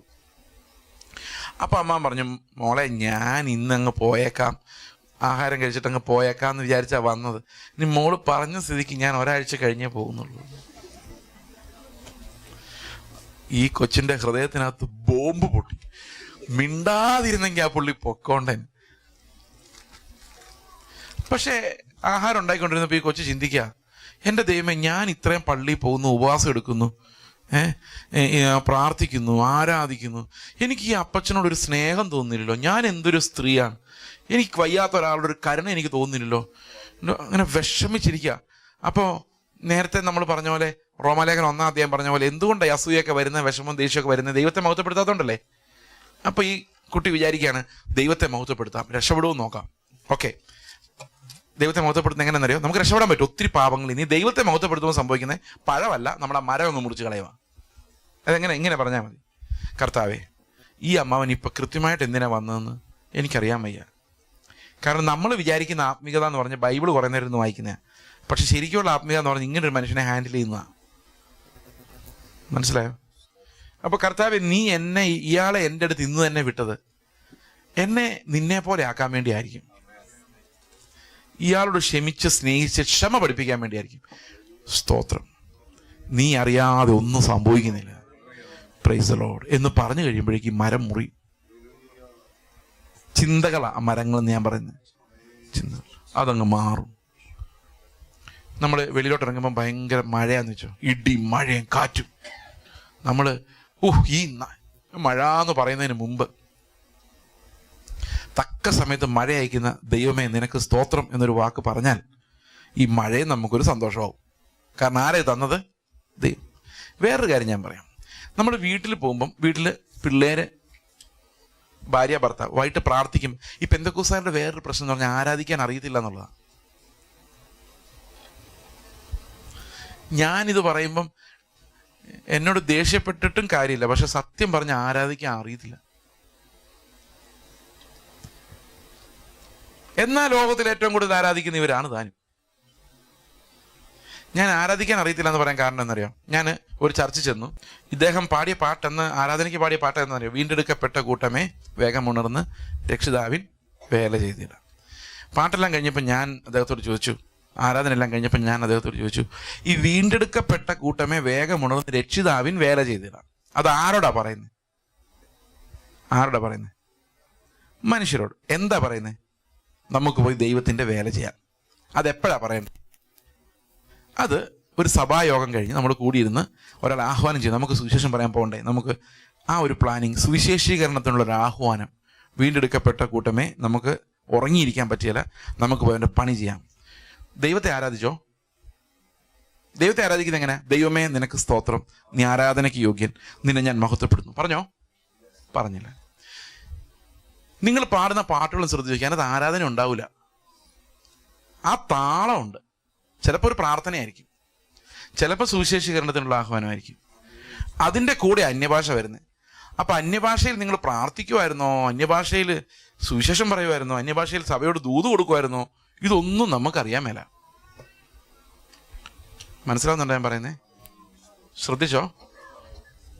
നമ്മൾ സ്തോത്രം ചെയ്ത്, കർത്താവെ നീ എന്നെ വീണ്ടെടുത്തതിനായി സ്തോത്രം, നീ എന്നെ രക്ഷിച്ചതിനായി സ്തോത്രം, ഞാൻ നരകത്തിൽ പോയി ചാകേണ്ടതായിരുന്നു, നിന്റെ രക്തത്താൽ എന്നെ വീണ്ടെടുത്ത നീയാണ് യോഗ്യൻ, ഞാൻ അയോഗ്യനാണ് പറഞ്ഞിട്ടുണ്ടോ? സ്തോത്രം. ഇനി അങ്ങനെ തന്നെ ഒരു ചെറിയ സ്തോത്രമാണ് കോമൺ ബ്ലെസ്സിങ് എന്നുള്ളൊരു സ്തോത്രമുണ്ട്, വീണ്ടെടുപ്പ് എന്നുള്ള സ്തോത്രമുണ്ട്. സഭകൾ വീണ്ടെടുപ്പ് എന്നുള്ള സ്തോത്രമാണ് ചെയ്യേണ്ടത്. പക്ഷെ കോമൺ സ്തോത്രമാണ് ഈ കൊച്ചു ചെയ്യുന്നത്. കർത്താവെ ഇവനെ എൻ്റെ അടുത്ത് വിട്ടതിനായിട്ട് സ്തോത്രം, ഇതെല്ലാം നന്മയ്ക്ക. ഇന്ന് വൈകിട്ട് നിങ്ങൾ വീട്ടിൽ പോയിരുന്നിട്ട് പറയാ, ഈ ഭാര്യയെ തന്നെ എനിക്ക് തന്നതിനായിട്ട് സ്തോത്രം, നിന്റെ പണിയാണ്, നീ എല്ലാം ബുദ്ധിയോടെ ചെയ്യും. ഭാര്യമാര് പറയാ, ഈ ഭർത്താവിനെ എനിക്ക് കിട്ടിയുള്ളൂ, സ്തോത്രം, നീ തന്നതിനായിട്ട് സ്തോത്രം. പിള്ളേരെ നോക്കിയിട്ട് മഹാവഴക്കാളികളായിരിക്കും, എന്നാലും നോക്കിയ സ്തോത്രം ചെയ്യാൻ തോന്നിയില്ലെങ്കിലും രണ്ടും കൽപ്പിച്ച്, കർത്താവ് ഈ കുഞ്ഞുങ്ങളെ എനിക്ക് തന്നതിനായിട്ട് സ്തോത്രം എന്ന് പറഞ്ഞു കഴിഞ്ഞാൽ ആ കുഞ്ഞുങ്ങളോട് ഇത്തിരി സ്നേഹം നിങ്ങൾക്ക് തോന്നാതിരിക്കത്തില്ല. കാരണം സ്തോത്രം ചെയ്യുമ്പോൾ എന്താ സംഭവിക്കുന്നത്? ഈ മരം അങ്ങ് മുറിയും. ആ മരത്തിന് പിന്നെ ഫലം പുറപ്പെടുവിക്കാൻ പറ്റിയല്ല. നിങ്ങളുടെ ജീവിതത്തിന്റെ സാഹചര്യങ്ങളെല്ലാം ഒന്ന് സ്തോത്രം ചെയ്ത് നോക്കി. ആ സ്തോത്രം ചെയ്യുന്ന ഒരു ശീലമാക്കി. സഭയിൽ വന്നാലും സ്തോത്രം ചെയ്ത് കുറച്ചു നേരം, കർത്താവെ, സഭ വരുമ്പോൾ സ്തോത്രം ചെയ്യുന്നത് വീടിൻ്റെ കാര്യം ഓർത്തിട്ടല്ല. സഭ വരുമ്പം ഞങ്ങളൊരു ശരീരമായി, യേശുവിൻ്റെ തലയായ ശരീരമായി പണിയുന്ന നിന്റെ കൃപയ്ക്കായി സ്തോത്രം, നിന്റെ രക്തം എന്നെ വീണ്ടെടുത്തതിനായി, നിന്റെ നീതി എനിക്ക് തന്നതിനായിട്ട് സ്തോത്രം, നീ സ്വർഗം എനിക്ക് അവകാശമായി തന്നതിന്. ഇതൊന്നും എൻ്റെ യോഗ്യതയല്ല, യോഗ്യൻ കുഞ്ഞാടാണ്.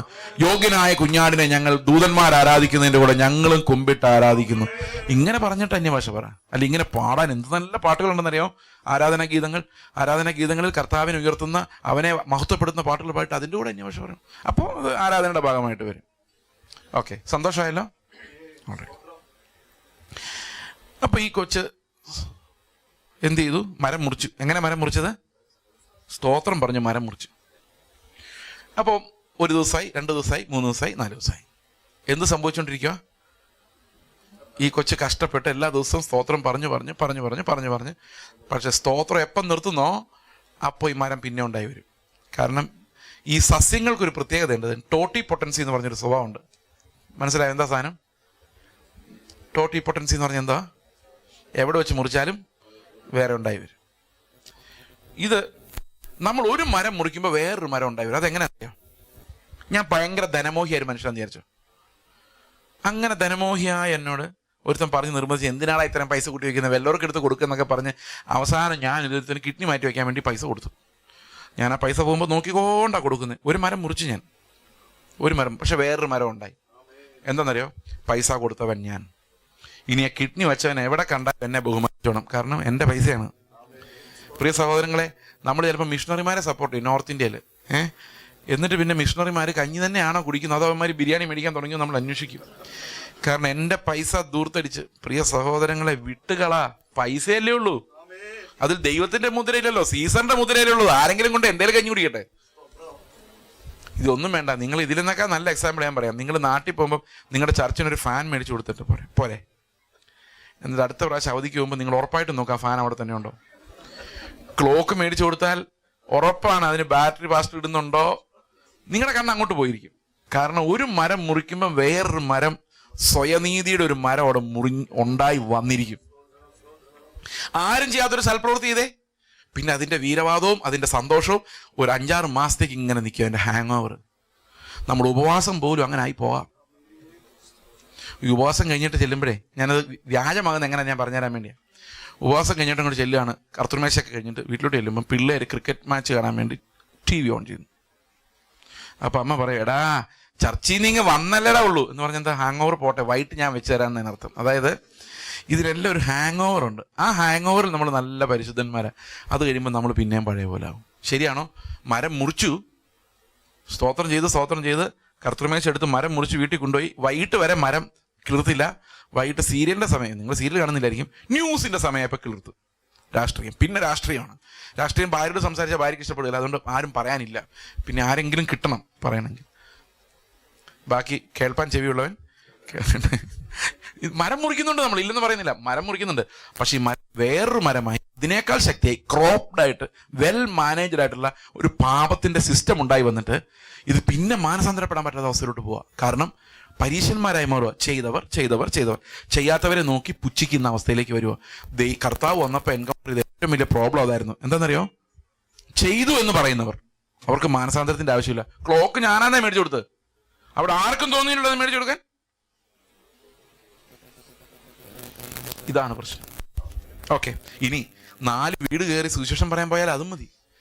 ആ സുവിശേഷം കയറാൻ പോയപ്പോൾ പ്രിയ സഹോദരങ്ങളെ, ഏതെങ്കിലും ഒരു കള്ളുകൂടിയൻ നിങ്ങൾക്ക് ആരുടാ നീ ചോദിച്ചാൽ മതി. പിന്നെ അതിൻ്റെ ഫോട്ടോ എടുത്ത് അതിൻ്റെ ഒരു ഗമ മാറണമെങ്കിൽ പറയുന്നില്ല. ഇതെല്ലാം ഈ എന്താ പറയുന്നത്, സ്വയനീതി ഉണ്ടാക്കുന്നതല്ലാതെ, അത്തീല വർദ്ധിപ്പിക്കുന്നതല്ലാതെ, മരം തൽക്കാലമായി മുറിക്കുന്നതല്ലാതെ അതിൻ്റെ വേര് പിഴുത് കളയാൻ ഇതുകൊണ്ടൊന്നും സാധിക്കില്ല. ഈ വേര് പിഴുത് കളയുന്നത് എങ്ങനെ? അതാണ് നമ്മുടെ പാപത്തിൻ്റെ യഥാർത്ഥ പിക്ചർ നമ്മൾ കാണുന്ന വേരില്ല. നമുക്ക് നോക്കാം എവിടെ ഇതിൻ്റെ വേര് കിടക്കുന്നതെന്ന്. ഓക്കെ, ഈ അമ്മാവൻ്റെ കഥ. അമ്മാവൻ എവിടെ ഉണ്ട്? വീട്ടിലുണ്ട്. പോയിട്ടില്ല. 7 ദിവസം കഴിഞ്ഞേ പോളൂ. നമ്മൾ 7 ദിവസം കഴിയുമ്പോൾ നിർത്തും. ഓക്കെ, അപ്പം അമ്മാവൻ 4-ാം ദിവസം രാവിലെ ഇവളോട് പറയാം, മോളെ ഞാൻ അന്ന് തന്നെ പോകാൻ വന്നതെന്ന് ഞാൻ നിന്നോട് പറഞ്ഞല്ലേ, എനിക്കിവിടെ നിൽക്കാൻ പറ്റില്ല, എനിക്ക് കുറച്ചേറെ പണിയുണ്ട്, അതുകൊണ്ട് ഞാൻ ഇന്നങ്ങ് പോയേക്കുവാ. എന്ന് പറഞ്ഞാൽ സ്തോത്രം ചെയ്ത് മരം മുറിച്ച് പിന്നെയും കിളിർത്തു വന്ന് പിന്നെയും മുറിച്ച് കഷ്ടപ്പെട്ട് ഇരിക്കുന്ന ഈ സഹോദരി എന്ത് ചിന്തിക്കും ഉള്ളിൽ പെട്ടെന്ന്? ആശ്വാസമായി, ഇനി ഒന്നും മിണ്ടാതിരിക്കാൻ നോക്കാം. ഇനി എങ്ങനെ ഇപ്പൊ പോകണമെന്നെങ്ങനെ ചോദിച്ചാൽ എന്ത് സംഭവിക്കും? പോയില്ലെങ്കിലോ? അവസാനം അമ്മാവൻ ബാഗൊക്കെ എടുത്തോണ്ട് പോകാൻ ഇറങ്ങുമ്പം ഈ കുട്ടി വിചാരിക്കുക, ശോ സ്തോത്രം എന്തോരം ചെയ്തു, മരം മുറിച്ചു, അത് ശരിയാ, പക്ഷെ എന്നിട്ടും ഈ ആളോട് എനിക്കൊരു സ്നേഹം ഉണ്ടാകുന്നില്ലോ. സ്നേഹം ഉണ്ടായിരുന്നെങ്കിൽ എന്ത് പറഞ്ഞേനെ മറുപടി എന്ന് പറഞ്ഞ കൃത്യമായിട്ട് പറഞ്ഞേ, എന്ത് പറഞ്ഞേനെ? ഇപ്പോഴേ പോകണ്ട, ഒരാഴ്ച എന്ന് പറഞ്ഞല്ലേ, 4-ാം ദിവസം എന്തിനാ പോകുന്നതെന്ന് പറഞ്ഞേനല്ലേ? അതുപോലും സ്നേഹമല്ല. യഥാർത്ഥ സ്നേഹം എങ്ങനെ പറയുന്നറിയോ? അമ്മാവൻ എന്തിനാ ഈ വയസ്സനാം കാലത്ത് അലഞ്ഞിരിഞ്ഞ് നടക്കുന്നത്? എൻ്റെ വീട്ടിൽ താമസിച്ചു, ഞാൻ നോക്കിയോളാം എന്നല്ലേ പറയണ്ടേ? അത് ഈ കേട്ടോണ്ടിരുന്ന നിങ്ങളുടെ മനസ്സിൽ പോലും വന്നില്ലല്ലോ. അപ്പൊ അനുഭവിച്ച ആ സഹോദരിയുടെ ഉള്ളിൽ വരുവോ? വരുവല്ല. അതാണ് പ്രശ്നം. ഈ വേരെന്ന് പറയുന്നത് പ്രശ്നമാണ്. ഈ വേര് പാപത്തിൻ്റെ ഒരു സിസ്റ്റം. ഈ പാപത്തിൻ്റെ സിസ്റ്റം നമ്മുടെ ഉള്ളിൽ നിന്ന് പോകില്ല. മരം മുറിക്കാൻ വരെ നമുക്ക് പറ്റുള്ളൂ. വേര് എന്തുകൊണ്ട് എടുക്കാൻ പറ്റില്ല എന്ന് ചോദിച്ചു കഴിഞ്ഞാൽ ഈ വേരിൻ്റെ മുകളിലാണ് നമ്മൾ നിൽക്കുന്നത്. ഇവർക്ക് മനസ്സിലായി ഞാൻ പറഞ്ഞത്? ഈ വേരില്ലെങ്കിൽ നമ്മളില്ല. നമ്മുടെ പ്രകൃതം തന്നെയാണ് ആ വേര്. ഓക്കെ, നമ്മൾ വണ്ടിക്കകത്തിരുന്ന് വണ്ടി തള്ളി നോക്കിയിട്ടുണ്ടോ? പോവോ? നമ്മൾ എന്ത് ബലത്തിൽ അങ്ങോട്ട് തള്ളുന്നോ അത്രയും ബലത്തിൽ നമ്മുടെ ബാക്ക് വണ്ടി അങ്ങോട്ട് തള്ളും അല്ലേ? കാലുകൊണ്ടാണ്. അതൊക്കെ ഓരോ നിയമങ്ങളാണ്, അതൊക്കെ ഞാൻ പറയേണ്ട കാര്യമില്ലല്ലോ. അപ്പോൾ യഥാർത്ഥത്തിൽ എവിടെയാണ് പ്രശ്നം? എന്താണ് വേറെ? എവിടെ കിടക്കുന്നത്? ഫലം നമ്മുടെ പ്രവൃത്തികളിലും, മനസ്സ് നമ്മുടെ മരവുമാണ്. ഫലം എന്താ? പ്രവൃത്തികൾ. ഓക്കെ, മരം എന്താ? ചിന്തകൾ. ആ ചിന്തകളിലാണ് എന്തുണ്ടാകുന്നത്? പ്രവൃത്തികൾ ഉണ്ടാകുന്നത്. ഇനി നമുക്ക് റോമാലേഖനം 3-ാം അധ്യായത്തിന്റെ 19-20 കൂടെ വായിക്കാം. കൺക്ലൂഷൻ വേണം. ന്യായപ്രമാണം പറയുന്നതല്ല, ന്യായപ്രമാണത്തിന് കീഴുള്ളവരോട് സംസാരിക്കുന്നു. നോക്കിക്കേ എന്താന്ന് 10-ാം വാക്യം മുതൽ 18-ാം വാക്യം വരെ ഇൻവേർട്ടഡ് കോമയിലല്ലേ കൊടുത്തിരിക്കുന്നത്? കൊട്ടേഷൻ അല്ലേ? അങ്ങനെയല്ലേ ബൈബിൾ കൊടുത്തിരിക്കുന്നത്? അപ്പൊ അത് എവിടെ നിന്ന് എടുത്തതാ? പഴയ നിയമത്തിൽ ഒരു പുസ്തകത്തിൽ നിന്ന് എടുത്തതാ. ഏതായാലും അല്ലെ, സങ്കീർത്തനം എടുത്തേക്കുന്നത്. എന്നാലും പഴയ നിയമ പുസ്തകമാണല്ലോ. അപ്പൊ ന്യായപ്രമാണത്തിന് കീഴുള്ള ഒരു ഗ്രന്ഥത്തിൽ നിന്നാണത് എടുത്തിരിക്കുന്നത്. അപ്പൊ ന്യായപ്രമാണം പറയുന്നത് ആരോടാ പറയുന്നത്? ന്യായപ്രമാണം വായിച്ചേ, ആരോടാ പറയുന്നേ? ന്യായപ്രമാണത്തിന് കീഴുള്ളവരോട്. എന്താ പറയുന്നേ? ന്യായപ്രമാണം തന്നെ ന്യായപ്രമാണത്തിന് കീഴുള്ളവരോട് എന്താ പറയുന്നേ? നന്മ ചെയ്യുന്നവൻ നീതിമാൻ ആരുമില്ല, ഒരുത്തൻ പോലുമില്ല, ഗ്രഹിക്കുന്നവനില്ല. ആരോടാ പറയുന്നേ? ആരോടാ ഇത് പറയുന്നേ? പറ. ന്യായപ്രമാണത്തിന്റെ കീഴുള്ളവരോടല്ലേ ഇത് പറയുന്നേ? അല്ലേ? നിങ്ങളൊന്ന് മൂളും വെച്ചിട്ട് ശരിക്കും മൂളിക്ക്, ഇനി കേൾക്കണ്ടേ? ഇനി ബാക്കി വായിച്ചേ.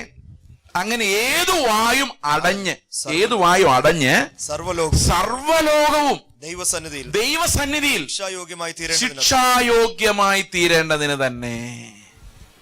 മനസ്സിലായോ? എന്തിനാ ഇത്രയും പറഞ്ഞത് പൗലോസ്?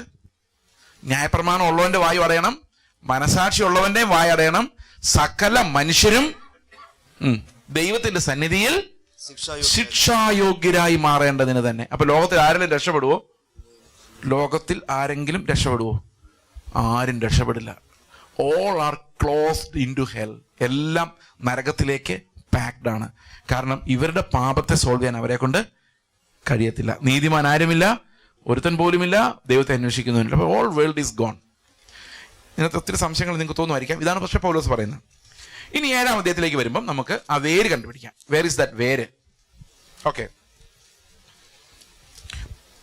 12-ാം വാക്യം, 7:12. ആകയാൽ ന്യായപ്രമാണം വിശുദ്ധം, കൽപ്പന വിശുദ്ധവും ന്യായവും നല്ലതും തന്നെ. അപ്പൊ ന്യായപ്രമാണം മോശമെന്നാരും പറഞ്ഞാൽ നിങ്ങൾ സമ്മതിക്കരുത്. ന്യായപ്രമാണം ദൈവം തന്നതും നല്ലതുമാണ്. പക്ഷേ കൽപ്പന വിശുദ്ധവും ന്യായവും നല്ലതും തന്നെ. എന്നാൽ നന്മയായുള്ളത് എനിക്ക് മരണകാരണമായി തീർന്നുവെന്നോ ഒരു നാളും അരുത്. 14 വാക്യം വായിച്ചു. അപ്പൊ കുറച്ചുകൂടെ പെട്ടെന്ന്. ന്യായപ്രമാണം ആത്മീകമെന്ന് നാം അറിയുന്നുവല്ലോ. ഞാനോ ജഡമയൻ, പാപത്തിന് ദാസനായി വിൽക്കപ്പെട്ടവൻ തന്നെ. ഞാൻ പ്രവർത്തിക്കുന്നത് ഞാൻ അറിയുന്നില്ല, ഇച്ഛിക്കുന്നതിനല്ല പകയ്ക്കുന്നതിന് എത്ര ചെയ്യുന്നു. അപ്പം ഹൃദയത്തിൽ വരുന്ന ചിന്തകളല്ല നമ്മൾ പ്രവർത്തിക്കുന്നത്. ഹൃദയത്തിൽ വരുന്ന ചിന്തകൾക്കനുസരിച്ച് പ്രവർത്തിക്കാൻ നമ്മളെ കൊണ്ട് പറ്റിയല്ല. ഫോർ എക്സാമ്പിൾ, ഞാൻ ദേഷ്യപ്പെട്ടേക്കാം, നിങ്ങളോടെല്ലാം ദേഷ്യപ്പെടാൻ പോകട്ടോ, ഒരു 15 മിനിറ്റ് കഴിഞ്ഞ് ഞാൻ ദേഷ്യപ്പെടും എന്ന് പറഞ്ഞ ദേഷ്യം വരുമോ? ദേഷ്യം വരുമോ? ഇല്ല. ഞാൻ ഇത് കഴിഞ്ഞിട്ട് നാളെ രാവിലെ ഈ കുവൈറ്റിലൂടെ എല്ലാം നടന്ന് കുറച്ച് ലോകത്തിന് വേണ്ടി മോഹിക്കാൻ പോവാ എന്ന് പറഞ്ഞാൽ അങ്ങനെ മോഹം വരുമോ? അപ്പൊ തീരുമാനം എടുത്തിട്ടാണോ പാപം ചെയ്യുന്നത്? തീരുമാനം എടുക്കുന്നത് എന്താ? ഇനി ഞാൻ ദേഷ്യപ്പെടില്ല. പക്ഷെ ആ തക്ക സമയത്ത് ഈ ദേഷ്യം എവിടെന്നാ വരുന്നതെന്ന് ഒരു പിടിയുമില്ല. ഞാൻ പറഞ്ഞ ശരിയാണോ? ഇത് എവിടെന്നാ വരുന്നേ? നമ്മുടെ ഈ പ്രാകൃത സ്വഭാവങ്ങൾ ആലോചിച്ചാണോ നമ്മൾ പാപം ചെയ്യുന്നത്? അതോ പാപം ചെയ്ത ശേഷമാണോ ആലോചിക്കുന്നത്? അപ്പൊ ചിന്തകൾ ആ മരത്തിന്റെ സ്റ്റെമ്മിന്നല്ല എന്ത് വരുന്നത്? ഈ പാപ പ്രവൃത്തികൾ വരുന്നത്. പിന്നെ എവിടെ നിന്നാണ്? വേരിൽ നിന്ന്. ആ വേരെന്തോ? ഉദാഹരണത്തിന്, നമുക്ക് പലപ്പോഴും ഈ ഡിപ്രഷനുള്ള ആൾക്കാരെ കണ്ടിട്ടുണ്ടോ? ഡിപ്രഷൻ എന്ന് പറഞ്ഞാൽ എന്താ? നൈരാശ്യം. അതിന് മലയാളത്തിൽ വേറെ വാക്കുണ്ടോ? വിഷാദരോഗം. അപ്പോൾ ഈ വിഷാദരോഗമുള്ള ആൾക്കാരോട്ട് ഞങ്ങൾ സംസാരിക്കണം. അപ്പോൾ ഞങ്ങൾ വിചാരിക്കും, ഒന്ന് സന്തോഷമായിട്ട് എന്തെങ്കിലും തമാശ പറഞ്ഞ് ഞങ്ങൾ സന്തോഷിച്ചാൽ പോരെ എന്ന് നമ്മൾ ചിന്തിക്കും. പക്ഷെ അവരുടെ ബ്രെയിനിൽ ഓടുന്ന കെമിക്കൽസ് അത് അനുവദിക്കുന്നില്ല. അതുകൊണ്ട് ഇവർ മരുന്ന് കൊടുക്കും. എന്തിനാ? അപ്പോൾ ബ്രെയിനിൽ ആ കെമിക്കൽ ന്യൂട്രലൈസ്ഡ് ആവും, അവർ ചിരിക്കും. മനസ്സിലാകുന്നുണ്ടോ? അപ്പോൾ ചില ആൾക്കാർ പറയില്ലേ, ഹോർമോണൽ പ്രോബ്ലം കാരണമാണ് ദേഷ്യം വരുന്നത്. കേട്ടിട്ടുണ്ടോ ഇതൊക്കെ? അപ്പൊ ഇത് എവിടെ നിന്നാണ് ഈ ദേഷ്യം വരുന്നേ? താഴോട്ട് വായിക്കാം, 21 വാക്യം, 7:21. അങ്ങനെ നന്മ ചെയ്യുവാൻ ഇച്ഛിക്കുന്ന ഞാൻ തിന്മ എന്റെ പക്കലുണ്ട് എന്നൊരു പ്രമാണം കാണുന്നു. അടുത്ത വാക്യം, ഉള്ളം കൊണ്ട് ഞാൻ ദൈവത്തിന്റെ ന്യായപ്രമാണത്തിൽ രസിക്കുന്നു. എനിക്ക് ഭയങ്കര ഇഷ്ടമാണ് വായിക്കാനൊക്കെ. പക്ഷെ എന്താ പറ്റുന്നത്? എങ്കിലും എന്റെ ബുദ്ധിയുടെ പ്രമാണം അനുസരിച്ച് എനിക്ക് ഭയങ്കര ഇഷ്ടമാണ് ദൈവത്തെ അനുസരിക്കാൻ. പക്ഷേ എങ്കിലും എന്റെ ബുദ്ധിയുടെ പ്രമാണത്തോട് പോരാടുന്ന വേറൊരു പ്രമാണം ഞാൻ എന്റെ അവയവങ്ങളിൽ. അപ്പൊ വേറെ എവിടെയാ? അവയവങ്ങളിൽ. അടുത്ത വാക്യം, അതെന്റെ അവയവങ്ങളിലേക്ക് പാപപ്രമാണത്തിന് എന്നെ അതെന്റെ അവയവങ്ങളിലുള്ള പാപപ്രമാണത്തിന് എന്നെ അടിമയാക്കുന്നു. അപ്പൊ എന്നെ പാപത്തിന് അടിമയാക്കുന്ന എന്തോ? ചിന്തകളല്ല, പ്രവൃത്തികളല്ല, പക്ഷെ ശരീരമാണ്. മനസ്സിലാകുന്നുണ്ടോ? ചിന്തകൾ മാറ്റിക്കൊണ്ടു പോകാം നമുക്ക്. നമ്മൾ കണ്ടില്ലേ, പിള്ളേരെ വളർത്തുന്ന സമയത്ത് പിള്ളേർ ഐസ്ക്രീം എന്ന് പറയുമ്പോൾ നമ്മൾ എന്താ പറയുന്നത്? മോനെ ഇത് അങ്ങോട്ട് നോക്കിക്കേ, ഒരു വണ്ടി പോകുന്നു നോക്കിക്കേ എന്ന് പറയാം. അവൻ നേരെ വണ്ടി പോകുന്നു നോക്കും, നമ്മൾ അവനെ കൊണ്ട് പോകും. അല്ലേ സംഭവിക്കുന്നത്? ഡിസ്ട്രാക്ഷൻ എന്ന് പറയും. നമ്മൾ എന്തെങ്കിലും പാപചിന്ത ഉണ്ടാകുമ്പോൾ നമ്മൾ എന്ത് ചെയ്താൽ മതി? കർത്താവേ സ്തോത്രം, ദൈവമേ നാളെ ചർച്ചിൽ പോകണമല്ലോ, അവിടെ സ്തോത്രം ചെയ്യണോ, ആരാധിക്കണം എന്ന് ചിന്തിച്ചാൽ മതി. അപ്പോൾ അതങ്ങ് പൊക്കോളൂ. മനസ്സിലായോ? ഡിസ്ട്രാക്ഷൻ എന്ന് പറയും. കുറച്ചൊക്കെ നമുക്ക് കൺട്രോൾ ഉണ്ട്. നമ്മൾ അടിമകളല്ല. നമുക്ക് ഇഷ്ടമുള്ളത് നമുക്ക് ചിന്തിക്കാം. പക്ഷെ ശരീരത്തിൽ നിന്ന് വരുന്ന വികാരങ്ങളുടെ മേൽ നമുക്ക് നിയന്ത്രണമില്ല. മനസ്സിലാവുന്നുണ്ട്? അപ്പൊ നമ്മൾ അടിമകളാക്കുന്ന എന്തോ ശരിക്കും? ശരീരമാണ്. അടുത്ത വാക്യം, അയ്യോ ഞാൻ അരിഷ്ട മനുഷ്യൻ, ഈ മരണത്തിന് അധീനമായ ശരീരത്തിൽ നിന്ന് എന്നെ ആര് വിടുവിക്കും? അതാണ് പ്രശ്നം. ഈ വേരാര് പറിച്ചു കളയും? അതാണ് പ്രശ്നം. അടുത്ത വാക്യം, അതുകൊണ്ട് ആ പാട്ട് അങ്ങനെ പാടുന്നത്, വന്നിടാ പാപനാശം നീ താൻ രക്ഷിക്ക വേണം. അപ്പൊ ആർക്കേ ഇതിന്റെ വേര് പറിച്ചു കളയാൻ പറ്റുള്ളൂ? യേശുവിന് മാത്രമേ പറ്റുള്ളൂ. നിങ്ങൾ ഒരു ഗ്രൂപ്പ് ഫാമിംഗ് നടത്താൻ തീരുമാനിച്ചെന്ന് വിചാരിച്ചോ? ഗ്രൂപ്പ് ഫാമിംഗ് എന്ന് പറഞ്ഞാൽ നമ്മൾ ഈ തമിഴ്നാട്ടിലെ പച്ചക്കറിയൊക്കെ തിന്ന് ചത്തുപോയിരിക്കാൻ വേണ്ടി കേരളത്തിൽ പോകുമ്പോൾ ഒരു ഫാം തുടങ്ങിയിട്ട് നമുക്ക് എല്ലാവർക്കും ഗ്രൂപ്പ് ഫാമിംഗ് നടത്താം, ചർച്ച് ഓഫ് ഗുഡുകാരെല്ലാം കൂടെ എന്ന് വിചാരിച്ചോ? അപ്പോൾ ഒരാൾ പറയും നമുക്ക് ബീൻസ് മതി, വേറെ ആൾ പറയും തക്കാളി മതി. ഇങ്ങനെ പറഞ്ഞു അതിങ്ങനെ കിടക്കുള്ളൂ. അതാണ് സാധ്യത കൂടുതൽ. ഒരു 3-4 മാസം കഴിഞ്ഞപ്പം ഒരു പണിയും നടന്നില്ല. അപ്പം നിങ്ങൾ പോയി കാണാൻ പോവാണ്, എങ്ങനെയുണ്ട് നമ്മുടെ ഫാം കാണാൻ പോവാം. അവിടെ ചെന്ന് കഴിഞ്ഞപ്പോൾ എന്ത് പറയാ, ആ ഫാമിൻ്റെ ഒരു സൈഡിൽ തക്കാളി, വേറൊരു സൈഡിൽ ബീൻസ്, വേറൊരു സൈഡിൽ പയറെല്ലാം തന്നെ ഉണ്ടായി വന്നിരിക്കും. അങ്ങനെ വരുമോ? അങ്ങനെ വരികയില്ല. എന്തായിരിക്കും അവിടെ ഉണ്ടായി വന്നിരിക്കുന്നത്? കള, പുല്ല്, മുള്ള്, അതൊക്കെ ആരും ഉണ്ടായി വരുന്നല്ലേ? ഇതൊക്കെ ഉണ്ടായി വരാമെങ്കിൽ പിന്നെ ഈ നല്ല ചെടികൾ ഉണ്ടായി വന്നതിനെ കുഴപ്പം. നിങ്ങളുടെ നാലിച്ചേക്ക് ഈ പ്രപഞ്ചത്തിൽ കാണുന്ന എല്ലാ സ്ഥലത്തും ഈ മുള്ളും ഞെരിഞ്ഞിലൊക്കെ ഉണ്ടാകുന്ന സമയത്ത് വല്ല തക്കാളിയോ ബീൻസോ ഒക്കെ ഉണ്ടായി വരുമായിരുന്നു. എത്ര ഈസി ആയിട്ട് നമുക്ക് ജീവിച്ചു പോയിരുന്നല്ലേ? കൃഷിപ്പണിക്ക് കഷ്ടപ്പെടണമായിരുന്നോ? ഇനിയിപ്പോൾ കള. അതെന്താ അങ്ങനെ വരാത്തെ? എന്താ അങ്ങനെ വരാത്തെന്നറിയാമോ? അതൊരു കാരണമുണ്ട്. കർത്താവ് പറഞ്ഞു, നീ നിമിത്തം ഈ ഭൂമി ശപിക്കപ്പെട്ടു. ഇവിടെ എന്തെങ്കിലും ഒരു ഗുണമുള്ള സാധനം ഉണ്ടാകണമെങ്കിൽ നീ അധ്വാനിച്ച് വേർത്ത് നിന്റെ വേർപ്പ മണ്ണിൽ വീഴാതെ ഒരു ഗുണമുള്ള സാധനം ഉണ്ടാവില്ല. അതുപോലെ തന്നെ നമ്മുടെ ശരീരം. ദൈവത്തെ പ്രസാദിപ്പിക്കാനുള്ള ഒരു സാധനവും നമ്മുടെ ശരീരത്തിൽ ഉണ്ടാവില്ല. ഞാൻ അതിനൊരു എക്സാമ്പിൾ മാത്രം പറഞ്ഞിട്ട് 2 മിനിറ്റുള്ളിൽ നിർത്തിക്കണം. പഴയ നിയമത്തിൽ എത്ര കൽപ്പന ഉണ്ടെന്നറിയോ? മൊത്തം എണ്ണി നോക്കിയിട്ടുണ്ടോ? 613. നിങ്ങൾ ഇന്ന് രാത്രി വീട്ടിൽ പോയിരുന്ന് എണ്ണി നോക്കിയാൽ മതി. 613 കൽപ്പനകളുണ്ട്. ഈ 613 കൽപ്പനകൾ അനുസരിക്കാൻ വളരെ എളുപ്പമാണ്. കാരണം നിന്റെ ദൈവമായ കർത്താവ് ഞാനാകുന്ന അന്യ ദൈവങ്ങൾ നിനക്കുണ്ട്. ഞാൻ ദൈവത്തെ അല്ലാതെ ആരെയും വിളിക്കുന്നില്ല. ദൈവത്തിന്റെ നാമം വൃഥ എടുക്കരുത് എന്ന് പറഞ്ഞാൽ അർത്ഥം എന്താണെന്ന് വെച്ച് കഴിഞ്ഞാൽ ദൈവം നിന്നോട് ചോദിച്ചോളൂ പറയരുത്. ദൈവം നിങ്ങളുടെ പോക്കറ്റിലില്ല, അങ്ങനെ പറയരുത്. ഓക്കെ. പിന്നെ ശാബത്ത് ദിവസം ശുദ്ധിയായിട്ട് ആചരിക്കുക, വേറെ പണിയൊന്നും ചെയ്യാൻ പോരുത്, രാവിലെ കിടന്ന് ഉറങ്ങിയാൽ മതി, നോ പ്രോബ്ലം. ഇപ്പം ഇതെല്ലാം കൊല ചെയ്യരുത്, വ്യഭിചാരം ചെയ്യരുത്, ഇതെല്ലാം നമുക്ക് അനുഷ്ഠിക്കാം. ഓക്കെ. പക്ഷേ 613 കൽപ്പനകൾ അനുസരിക്കാവുന്ന കൽപ്പനകളാണ് ദൈവം കൊടുത്തത്. ഇപ്പോൾ 10ാമത്തെ കൽപ്പനയോ നിങ്ങൾ ചോദിക്കും, മോഹിക്കരുത്, അത് ഞാൻ നാളെ പറയാം, അതും അനുസരിക്കാം. എന്നാൽ ഇനി പ്രശ്നം എന്താണെന്നറിയോ? കർത്താവ് 10 കൽപ്പനകളെ 613 കൽപ്പനകളെ 2ആയിട്ട് ചുരുക്കി. അവിടെയാണ് ഇത് ആർക്കും അനുസരിക്കാൻ പറ്റാതായി പോയത്. ഏതാ 2 കൽപ്പന? നിന്റെ ദൈവമായ കർത്താവിനെ പൂർണ്ണ ഹൃദയത്തോടും പൂർണ്ണാത്മാവോടും പൂർണ്ണ മനസ്സോടും പൂർണ്ണ ശക്തിയോടും സ്നേഹിക്കുക, നിന്നെ പോലെ തന്നെ നിന്റെ കൂട്ടുകാരനെ. അപ്പോൾ ആദ്യത്തെ കൽപ്പന ദൈവത്തെ സ്നേഹിക്കുക. നമുക്കൊന്ന് പരിശോധിക്കാൻ അനുസരിക്കാൻ പറ്റുമെന്ന്. ഒരു വീട്ടിൽ ഒരു കാർന്നവരും കുറേ പിള്ളേരും ഉണ്ട്. ഓക്കെ. ഇപ്പോൾ ഈ കാർന്നവർ ഒരു ദിവസം ഒരു പാപം ചെയ്തു. എന്നുവെച്ചാൽ അടുത്ത വീട്ടിലെ ഒരുത്തണ്ട് ഒരു പൊട്ടിരി കൊടുത്തു. അപ്പോൾ ഇനി എന്ത് ചെയ്യണം? ഒരു യാഗം കഴിക്കണം. അപ്പം വന്ന് വീട്ടിൽ വന്ന് പറഞ്ഞു, എടാ മോനെ ഞാനൊരു പാപം ചെയ്തു. പിള്ളേർ കരച്ചിൽ തുടങ്ങി, ഭയങ്കര കരച്ചില്ല. എന്തിനാ കരയുന്നറിയോ? അവരുടെ വീട്ടിലെ Mary had A little lamp എന്ന് പറഞ്ഞ പോലത്തെ ഒരു ലാമ്പ് ഉണ്ടായിരുന്നു, ഭയങ്കര സ്നേഹമായിട്ട് അവർ വളർത്തുന്ന ലാമ്പ്. അന്ന് അവർ കണ്ടുപിടിച്ചത് ദൈവത്തിൻ്റെ നിയമം അനുസരിച്ച് ഇനി ഒരുത്തൻ പാപം ചെയ്താൽ പോകുന്ന ആരായിരിക്കും? ഈ ആടായിരിക്കും. ഇവർ പോവല്ലോ, ഭയങ്കര വിഷമോ. ഈ പിള്ളേർ എന്നൊരു അപ്പൻ്റെ പറയാം, അപ്പൻ അടങ്ങിയിരുന്നാൽ പോരായിരുന്നോ? അപ്പം പറഞ്ഞു പറ്റിപ്പോയി, ഇനി എന്ത് ചെയ്യാൻ പറ്റും? ദൈവം നമ്മളെ വെറുതെ വിടില്ല, യാഗം കഴിച്ചേ പറ്റുള്ളൂ. നിവൃത്തിയില്ല, സമ്മതിക്കും. ആദ്യം അവർക്ക് ദേഷ്യം അപ്പനോടാണെങ്കിലും ഈ ആടുമായിട്ട് പോകുമ്പോൾ ദേഷ്യം ആരോടായിട്ട് മാറുന്നറിയോ? ഇങ്ങനത്തെ നിയമങ്ങൾ തന്ന ദൈവത്തോടായി മാറും. അവസാനം അവർ രണ്ടും കൽപ്പിച്ച് ആടിനെ അറുക്കും. പിള്ളേർ കരച്ചിലോട് കരച്ചില്ല. അപ്പം വിചാരിക്കും, എൻ്റെ ദൈവമേ നിനക്കൊരു മുടന്തുള്ള ആടായാലും പോരായിരുന്നോ? ഈ എന്നും വെട്ടി കൊല്ലാനല്ലേ, ഈ കുഞ്ഞുങ്ങളുടെ കരച്ചിലല്ലേ ഇത് കാണാൻ എനിക്ക് പറ്റുന്നില്ല എന്നൊക്കെ പറഞ്ഞ് എന്നാലും അറുത്തു. അറക്കാതിരിക്കാൻ പറ്റിയല്ലോ, നിയമമല്ലേ. ഇവർ തിരിച്ചു വരുമ്പോൾ ഇവർ വിചാരിക്കുന്നത് എന്നാന്നറിയോ? ഓ, ഞങ്ങൾ ഏറ്റവും നല്ല യാഗം കഴിച്ചത്, അത്രയും ഇഷ്ടമില്ലാഞ്ഞിട്ട് പോലും ഞങ്ങൾ ഏറ്റവും നല്ലതിനെ കൊണ്ടേ കൊടുത്തുന്ന. പക്ഷെ പ്രശ്നം എന്താണെന്ന് വെച്ച് കഴിഞ്ഞാൽ ദൈവം നോക്കിക്കൊണ്ടിരുന്ന ആടിൻ്റെ രോമങ്ങളല്ല, ആടിനെ അറുത്തപ്പോൾ ഇവരുടെ ഹൃദയത്തിൽ എന്താ പോയെന്നുള്ളതാണ്. നീ നിന്റെ പൂർണ്ണ ഹൃദയത്തോടും പൂർണ്ണ ആത്മാവോടും പൂർണ്ണ മനസ്സോടും പൂർണ്ണ ശക്തിയോടും കൂടെ എന്നെ സ്നേഹിച്ചോ? ഇല്ല, 0. 613 കൽപ്പനകളും സ്നേഹം എന്ന സാധനം കൊണ്ട് ഇൻട്രൊഡ്യൂസ് ചെയ്തപ്പോഴേക്കും 0 ആയിപ്പോയി. ഇനി നിന്നെപ്പോലെ നിന്റെ കൂട്ടുകാരനെ സ്നേഹിക്കാനുള്ള കൽപ്പന. നിങ്ങളുടെ വീട്ടിൽ 2 ചക്കപ്പഴമാണ്. നിങ്ങളുടെ അയൽവക്കക്കാരനെ നിങ്ങളെപ്പോലെ തന്നെ സ്നേഹിച്ചാൽ നിങ്ങൾ എങ്ങനെ സ്നേഹിക്കും? ഒരു ചക്കപ്പഴം അവർക്ക് കൊടുത്തുകൊണ്ട് സ്നേഹിക്കാം. നിങ്ങളുടെ വീട്ടിൽ അതിഥികളും പിള്ളേരും ഒക്കെ ഉണ്ടെന്ന് വിചാരിച്ചോ, അവധിക്ക് വന്ന പിള്ളേരെല്ലാം ഉണ്ട്. അപ്പം നിങ്ങൾ ഈ 2 ചക്കപ്പഴത്തിൽ നല്ലത് കൊടുക്കുമോ അതോ വാടിയത് കൊടുക്കുമോ? അയൽവക്കക്കാർക്ക് വാടിയത് കൊടുക്കും.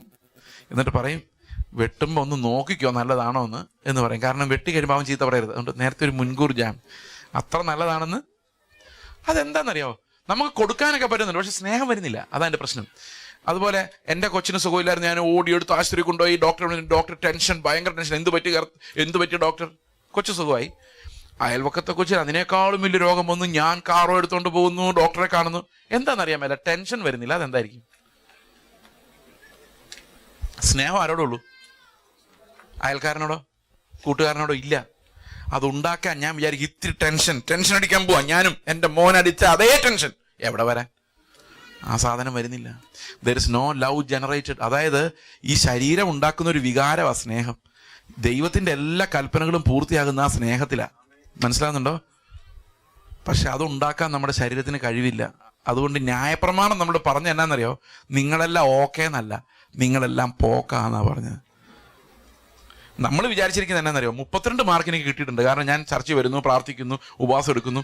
32 മാർക്ക് എനിക്കുണ്ട്. 35 ജയിക്കാൻ വേണ്ടത്. ഇനി കുറച്ചും കൂടെ നന്നായാൽ ദൈവം എന്നെ അംഗീകരിക്കും. ഞാൻ കുറച്ചുകൂടെ പ്രാർത്ഥിച്ച്, കുറച്ചുകൂടെ ബൈബിൾ വായിച്ച്, കുറച്ചുകൂടെ ദശാംശം ഇത്തിരി കൂടുതലിട്ട്, പിന്നെ സുവിശേഷം പറയാനൊക്കെ പോയി, അടുത്തിരിക്കുന്ന ആളുടെ ഒക്കെ സുവിശേഷം പറഞ്ഞ് അങ്ങനെ കുറച്ചും കൂടെ ചെയ്താൽ 35 ആക്കാം എന്ന വിചാരം. കുറേ നാളായിട്ട് അങ്ങനെ വിചാരിക്കുന്നതാണ്. പക്ഷെ ഇപ്പോഴും 32 തന്നെയാണ്. ആണോ അല്ലയോ? ഇനി ഞാൻ നിങ്ങളുടെ രഹസ്യം പറയാം. ശരിക്കും പേപ്പർ എടുത്ത് നോക്കി എല്ലാം 0 എല്ലാം 0. കാരണം ഒന്നും സ്നേഹം കൊണ്ട് പൂർത്തീകരിക്കാൻ നമുക്ക് പറ്റിയിട്ടില്ല. അതുകൊണ്ടാണ് പറയുന്നത്, നിങ്ങൾ എത്ര തീരുമാനം എടുത്താലും നന്നാകാൻ പറ്റിയല്ല. ഒരു രക്ഷകനിലൂടെ മാത്രമേ വേറെ ഉണക്കാൻ നമുക്ക് കഴിയുള്ളൂ. ഇതൊരു ഫൗണ്ടേഷണൽ തത്വമാണ്. നമുക്ക് രക്ഷപ്പെടണമെങ്കിൽ ആര് വേണം? നമുക്കൊരു പകരക്കാരൻ വേണം. ഒരു മിനിറ്റ് എടുത്തോട്ടെ, 8 മിനിറ്റ് എടുത്തു. ഞാനൊരു എക്സാമ്പിൾ പറയാം. ഞാൻ തോറ്റുപോയത് എങ്ങനെയാണെന്ന് പറയാം, അപ്പോൾ നിങ്ങൾക്ക് അത് പെട്ടെന്ന് മനസ്സിലായി. ഞങ്ങൾക്ക് 4 പിള്ളേർ, 3 പേര് അഡോപ്റ്റഡ് പിള്ളേരാണ്. അതിലൊരാൾ HIV പോസിറ്റീവാണ്. അവനിപ്പം ബാംഗ്ലൂർ ഒരു ഹോസ്റ്റലിലാണ് താമസിക്കുന്നത്. ഞാൻ 2017 ജൂലൈയിൽ അവനെ കാണാൻ വേണ്ടി ഞങ്ങൾ കുടുംബമായിട്ട് പോവാം. അപ്പോൾ കുടുംബമായിട്ട് പോയി അവിടെ ചെന്ന് അവനോട് സംസാരിച്ചു. കുറേ നേരം സംസാരിച്ചു, കണ്ടോടൊക്കെ വർത്താനൊക്കെ പറഞ്ഞ് ടാറ്റയൊക്കെ പറഞ്ഞ് ഞങ്ങൾ വണ്ടിയെ കയറി കാറ് ഇറങ്ങാൻ തുടങ്ങിയപ്പോൾ എനിക്ക് തോന്നി ഒന്നും കൂടെ അവൻ പറയണം. അവൻ്റെ മുഖം കണ്ടപ്പോൾ എനിക്ക് ഭയങ്കര വിഷമം തോന്നി. ഞാൻ പോയി പിന്നെ അവനെ പോയി ഇങ്ങനെ കെട്ടിപ്പിടിച്ച് പറഞ്ഞു, മോനെ പപ്പ പോവാ, അടുത്ത മാസം വരാൻ കേട്ടോ. അവൻ ഒറ്റ കരച്ചിലും കരഞ്ഞ് എന്നെ കെട്ടിപ്പിടിച്ച് മുഖം ഈ ഷർട്ട് മുഴുവൻ നനഞ്ഞു കുളിച്ച് ഒഴുകുമായിരുന്നു.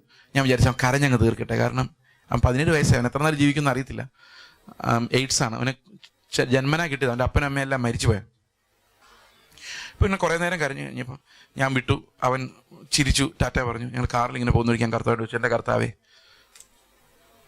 എനിക്കെന്താ അവനെ എൻ്റെ വീട്ടിൽ വളർത്താൻ പറ്റാത്ത? അപ്പോൾ കർത്താവ് പറഞ്ഞു, നിൻ്റെ രക്തമല്ലാത്തതുകൊണ്ട്. ഞാൻ പറഞ്ഞു, എൻ്റെ കർത്താവേ അതിനർത്ഥം ഞാൻ അവനെ സ്നേഹിച്ചിട്ടില്ല എന്നല്ലേ? അതെ.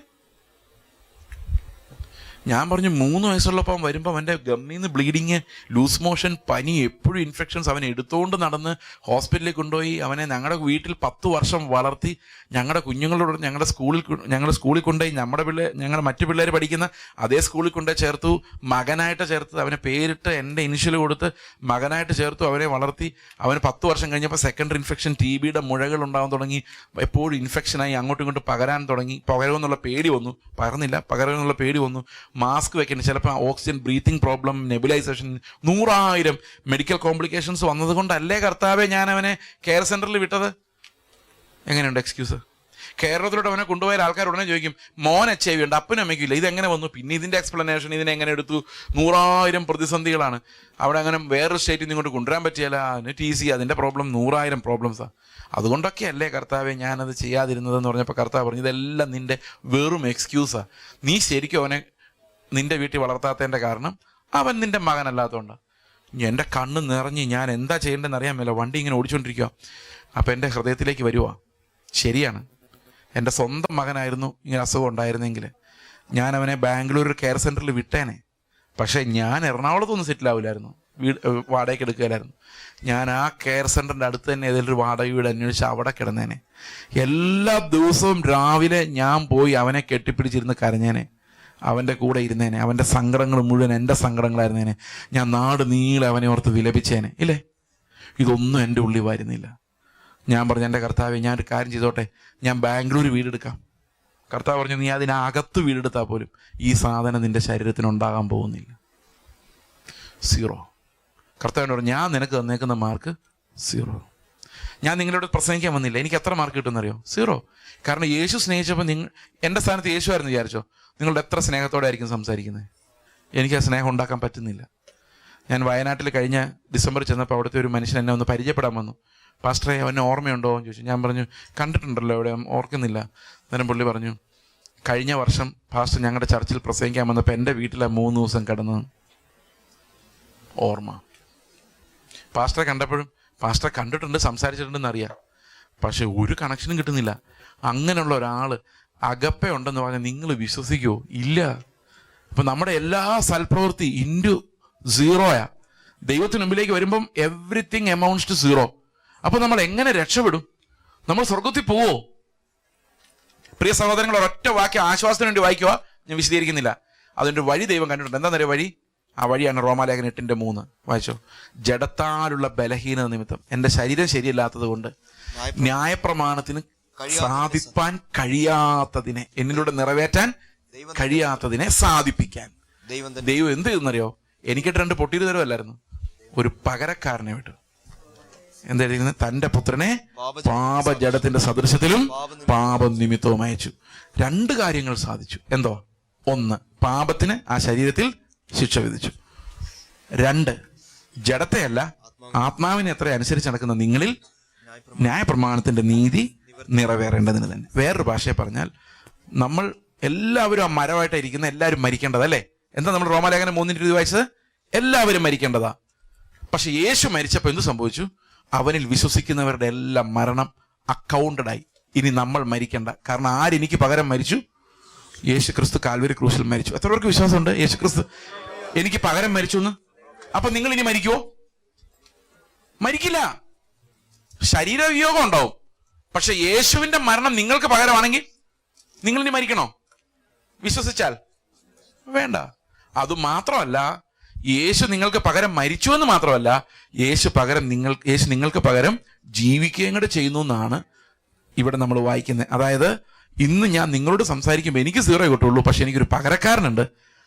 അവൻ എനിക്ക് പകരം നിങ്ങളോട് സംസാരിക്കുന്നുണ്ട്. എപ്പോഴാണ് സംസാരിക്കുന്നറിയോ? ഞാൻ ഹീബ്രുവും ഗ്രീക്കുമായിട്ട് വന്നൊരു നല്ലൊരു പ്രസംഗം പ്രസംഗിച്ച് നിങ്ങളെ ഇമ്പ്രസ് ചെയ്യാൻ ശ്രമിക്കുമ്പോൾ ഞാനാ പ്രസംഗിക്കുന്നത്. പക്ഷെ കർത്താവെ, ഞാൻ നിന്റെ കൂടെ ക്രൂശിൽ മരിച്ചു, ഇനി ജീവിക്കുന്നത് ഞാനല്ല ക്രിസ്തു അത്രയെന്ന് ഞാൻ വിശ്വസിക്കുമ്പോൾ എൻ്റെ പകരക്കാരൻ ആ അഗപ്പയോടുകൂടി നിങ്ങളോട് സംസാരിച്ചോളൂ.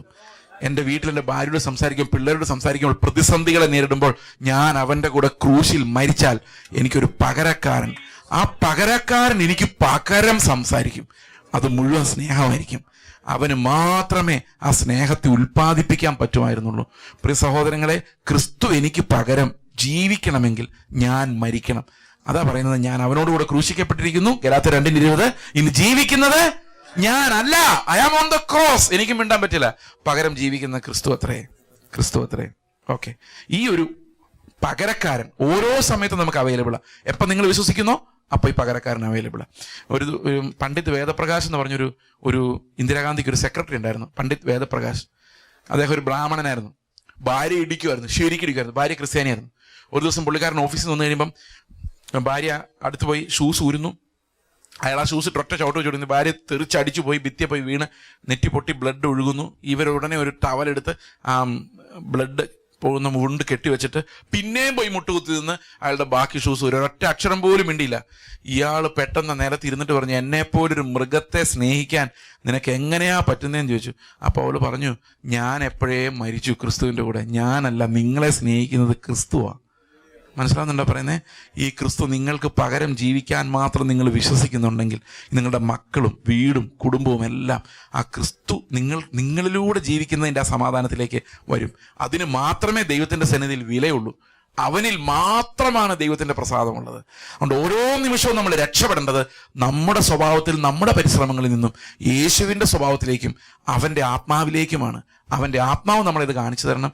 അവൻ്റെ ആത്മാവിൽ നമ്മൾ ജീവിക്കുകയും വേണം. അവൻ്റെ ശബ്ദം നമ്മൾ കേൾക്കുകയും വേണം. എങ്കിൽ മാത്രമേ യേശു എനിക്ക് പകരം അനുഭവിക്കാൻ എനിക്ക് പറ്റുള്ളൂ. അതുകൊണ്ട് ഞാനിവിടെ ഒന്നുമില്ലാത്തവനായും ശൂന്യനായും നിൽക്കുന്നത്. അടുത്ത വാക്യം പറയണമെങ്കിൽ കർത്താവിനോട് സംസാരിക്കണം. അത് ദൈവത്തിൻ്റെ അടുത്ത് നമുക്കുണ്ടാകുന്ന ആ നുറുക്കം, I am nothing O Lord എന്നുള്ള ഫീലിംഗ് ആണ് ശരിക്കുള്ള മാനസാന്തരം. അതൊരു മരണമാണ്. പുതിയ നിയമ മാനസാന്തരം means death of that old man. പാപശരീരം ആ വേര് എടുത്തു മാറ്റിക്കളയുവല്ല, ആ വേരെ മരിപ്പിക്കുക, കൊന്നുകളയുക. ക്രൂശ് അതിനു വേണ്ടിയുള്ളതായിരുന്നു, എൻ്റെ പാപജടത്തെ തകർക്കാൻ. യേശുക്രിസ്തുവിന്റെ ക്രൂശിൽ, നടുക്കത്തെ ക്രൂശിൽ യേശു, അപ്പുറത്തെ ഇപ്പുറത്തെ ക്രൂശിൽ ഓരോ കള്ളന്മാരുണ്ടായിരുന്നു നമുക്കറിയാം. പക്ഷെ ആ നടുവിലത്തെ ക്രൂശിൽ എന്നെ പോലെയുള്ള ആയിരക്കണക്കിന് ലക്ഷക്കണക്കിന് കള്ളന്മാരാണ് മരിച്ചിരിക്കുന്നത്. I believe I died. എത്ര പേര് വിശ്വസിക്കുന്നുണ്ട് മരിച്ചെന്ന്? ഇന്ന് അങ്ങനെ വിശ്വസിച്ചുകൊണ്ട് വീട്ടോട്ടില്ലേ എന്താ വ്യത്യാസം ഉണ്ടാവും നമുക്ക് നോക്കാം, അല്ലേ? എന്നിട്ട് നാളെ പറയണം what happened at your home, അല്ലേ? യേശുക്രിസ്തു കാൽവരി ക്രൂശിൽ കിടന്നപ്പോൾ അവൻ മരിച്ചു എന്ന് എങ്ങനെ ആൾക്കാർക്ക് മനസ്സിലായത്? കുന്തം കൊണ്ട് കുത്തി നോക്കി, അല്ലേ? അപ്പൊ രക്തവും വെള്ളവും വന്നു. നമ്മളും അവന്റെ കൂടെ മരിച്ചെന്ന് എങ്ങനെ അറിയാൻ പോന്നേ? ആരെങ്കിലും വന്ന് കുന്തം കൊണ്ട് കുത്തും. ആരുടെ എന്നെ കുത്തുന്ന ചോദിച്ചാൽ മരിച്ചിട്ടില്ല. അയ്യോ എന്നെ കുത്തല്ലേ എന്ന് പറഞ്ഞാൽ മരിച്ചിട്ടില്ല. പരിശോധിച്ച് നോക്കിയാലോ, ഇന്ന് കുത്തുന്ന ആൾക്കാരെ വീട്ടിൽ തന്നെ കർത്താവ് തന്നിട്ടുണ്ടായിരിക്കും. അവിടെ മരിച്ചാൽ, ക്രൂശ് എവിടെ കണ്ടാൽ അവിടെ അങ്ങ് മരിച്ചാൽ മതി. ഞാൻ മരിച്ചു, അങ്ങനെ അല്ലാതെ നിങ്ങൾക്ക് രക്ഷപ്പെടാൻ പറ്റില്ല. റോമർ 6:7 വായിച്ചേ. 6:7. നിങ്ങൾ ഇത്രയും പറയാൻ നിങ്ങൾ വിടാൻ പറ്റില്ല. അതുകൊണ്ടാ 6:7 കൂടെ വായിച്ചോ. നാം ഇനി പാപത്തിന് അടിമപ്പെടാതെ വണ്ണം പാപശരീരത്തിന് നീക്കം വേണ്ടോ? ആ ശരീരത്തിലായിരുന്നു പ്രോബ്ലം. പാപശരീരത്തിന് നീക്കം വരേണ്ടതിന് നമ്മുടെ പഴയ മനുഷ്യൻ അവനോടുകൂടെ ക്രൂശിക്കപ്പെട്ടു എന്ന് നാം അറിയുന്നു. അടുത്ത വാക്യം, അങ്ങനെ മരിച്ചവൻ പാപത്തിൽ നിന്ന് മോചനം പ്രാപിച്ചിരിക്കുന്നു. യേശുവിന്റെ മരണത്തോട് അനുരൂപപ്പെടാതെ ഒരു പാപത്തിൽ നിന്ന് രക്ഷപ്പെടാൻ നമുക്ക് പറ്റില്ല. We died with him on the cross, അല്ലേ? സാത്താൻ വന്ന് ചോദിക്കും, നിന്നെ ഞാൻ കൊല്ലും ആ വഴിക്ക് പോയാൽ. ഞാൻ ഓൾറെഡി മരിച്ചതാ. യേശു മരിച്ചപ്പോൾ ഞാനും മരിച്ചു. പ്രാർത്ഥിക്കാം. ഞങ്ങളുടെ സ്വർഗസ്ഥ പിതാവേ, ഞങ്ങളുടെ ജഡത്തിൽ പാപമല്ലാതെ ഒന്നുമില്ല. ഞങ്ങൾ പലപ്പോഴും ഞങ്ങൾ അത്തീലകൾ വെച്ച് അഹങ്കരിച്ച് ഞങ്ങൾ നല്ലവരാണെന്ന് മറ്റുള്ളവർ മോശമാണെന്നൊക്കെ പറയും. കർത്താവ്, അങ്ങയുടെ മുമ്പിൽ ഒന്ന് അകപ്പെടാൻ എന്നെ സഹായിക്കണേ. അങ്ങ് എന്നെ എങ്ങനെ കാണുന്നതെന്നൊന്ന് കാണാൻ എന്നെ സഹായിക്കണേ. കർത്താവ്, ആ കാഴ്ചയിൽ എന്നെ തന്നെ വിലയിരുത്തി എത്ര ആഴമായിട്ടായി പാപം എന്നിൽ കിടക്കുന്നതെന്ന് കണ്ടെത്തി ഒന്ന് നിലവിളിക്കാൻ, എന്നെ രക്ഷിക്കണേ എന്നൊന്ന് നിലവിളിക്കാൻ, എനിക്ക് പകരക്കാരനെ അന്വേഷിക്കാൻ ദൈവം എന്നെ സഹായിക്കണമേ. നന്ദിയോടെ സ്തോത്രം.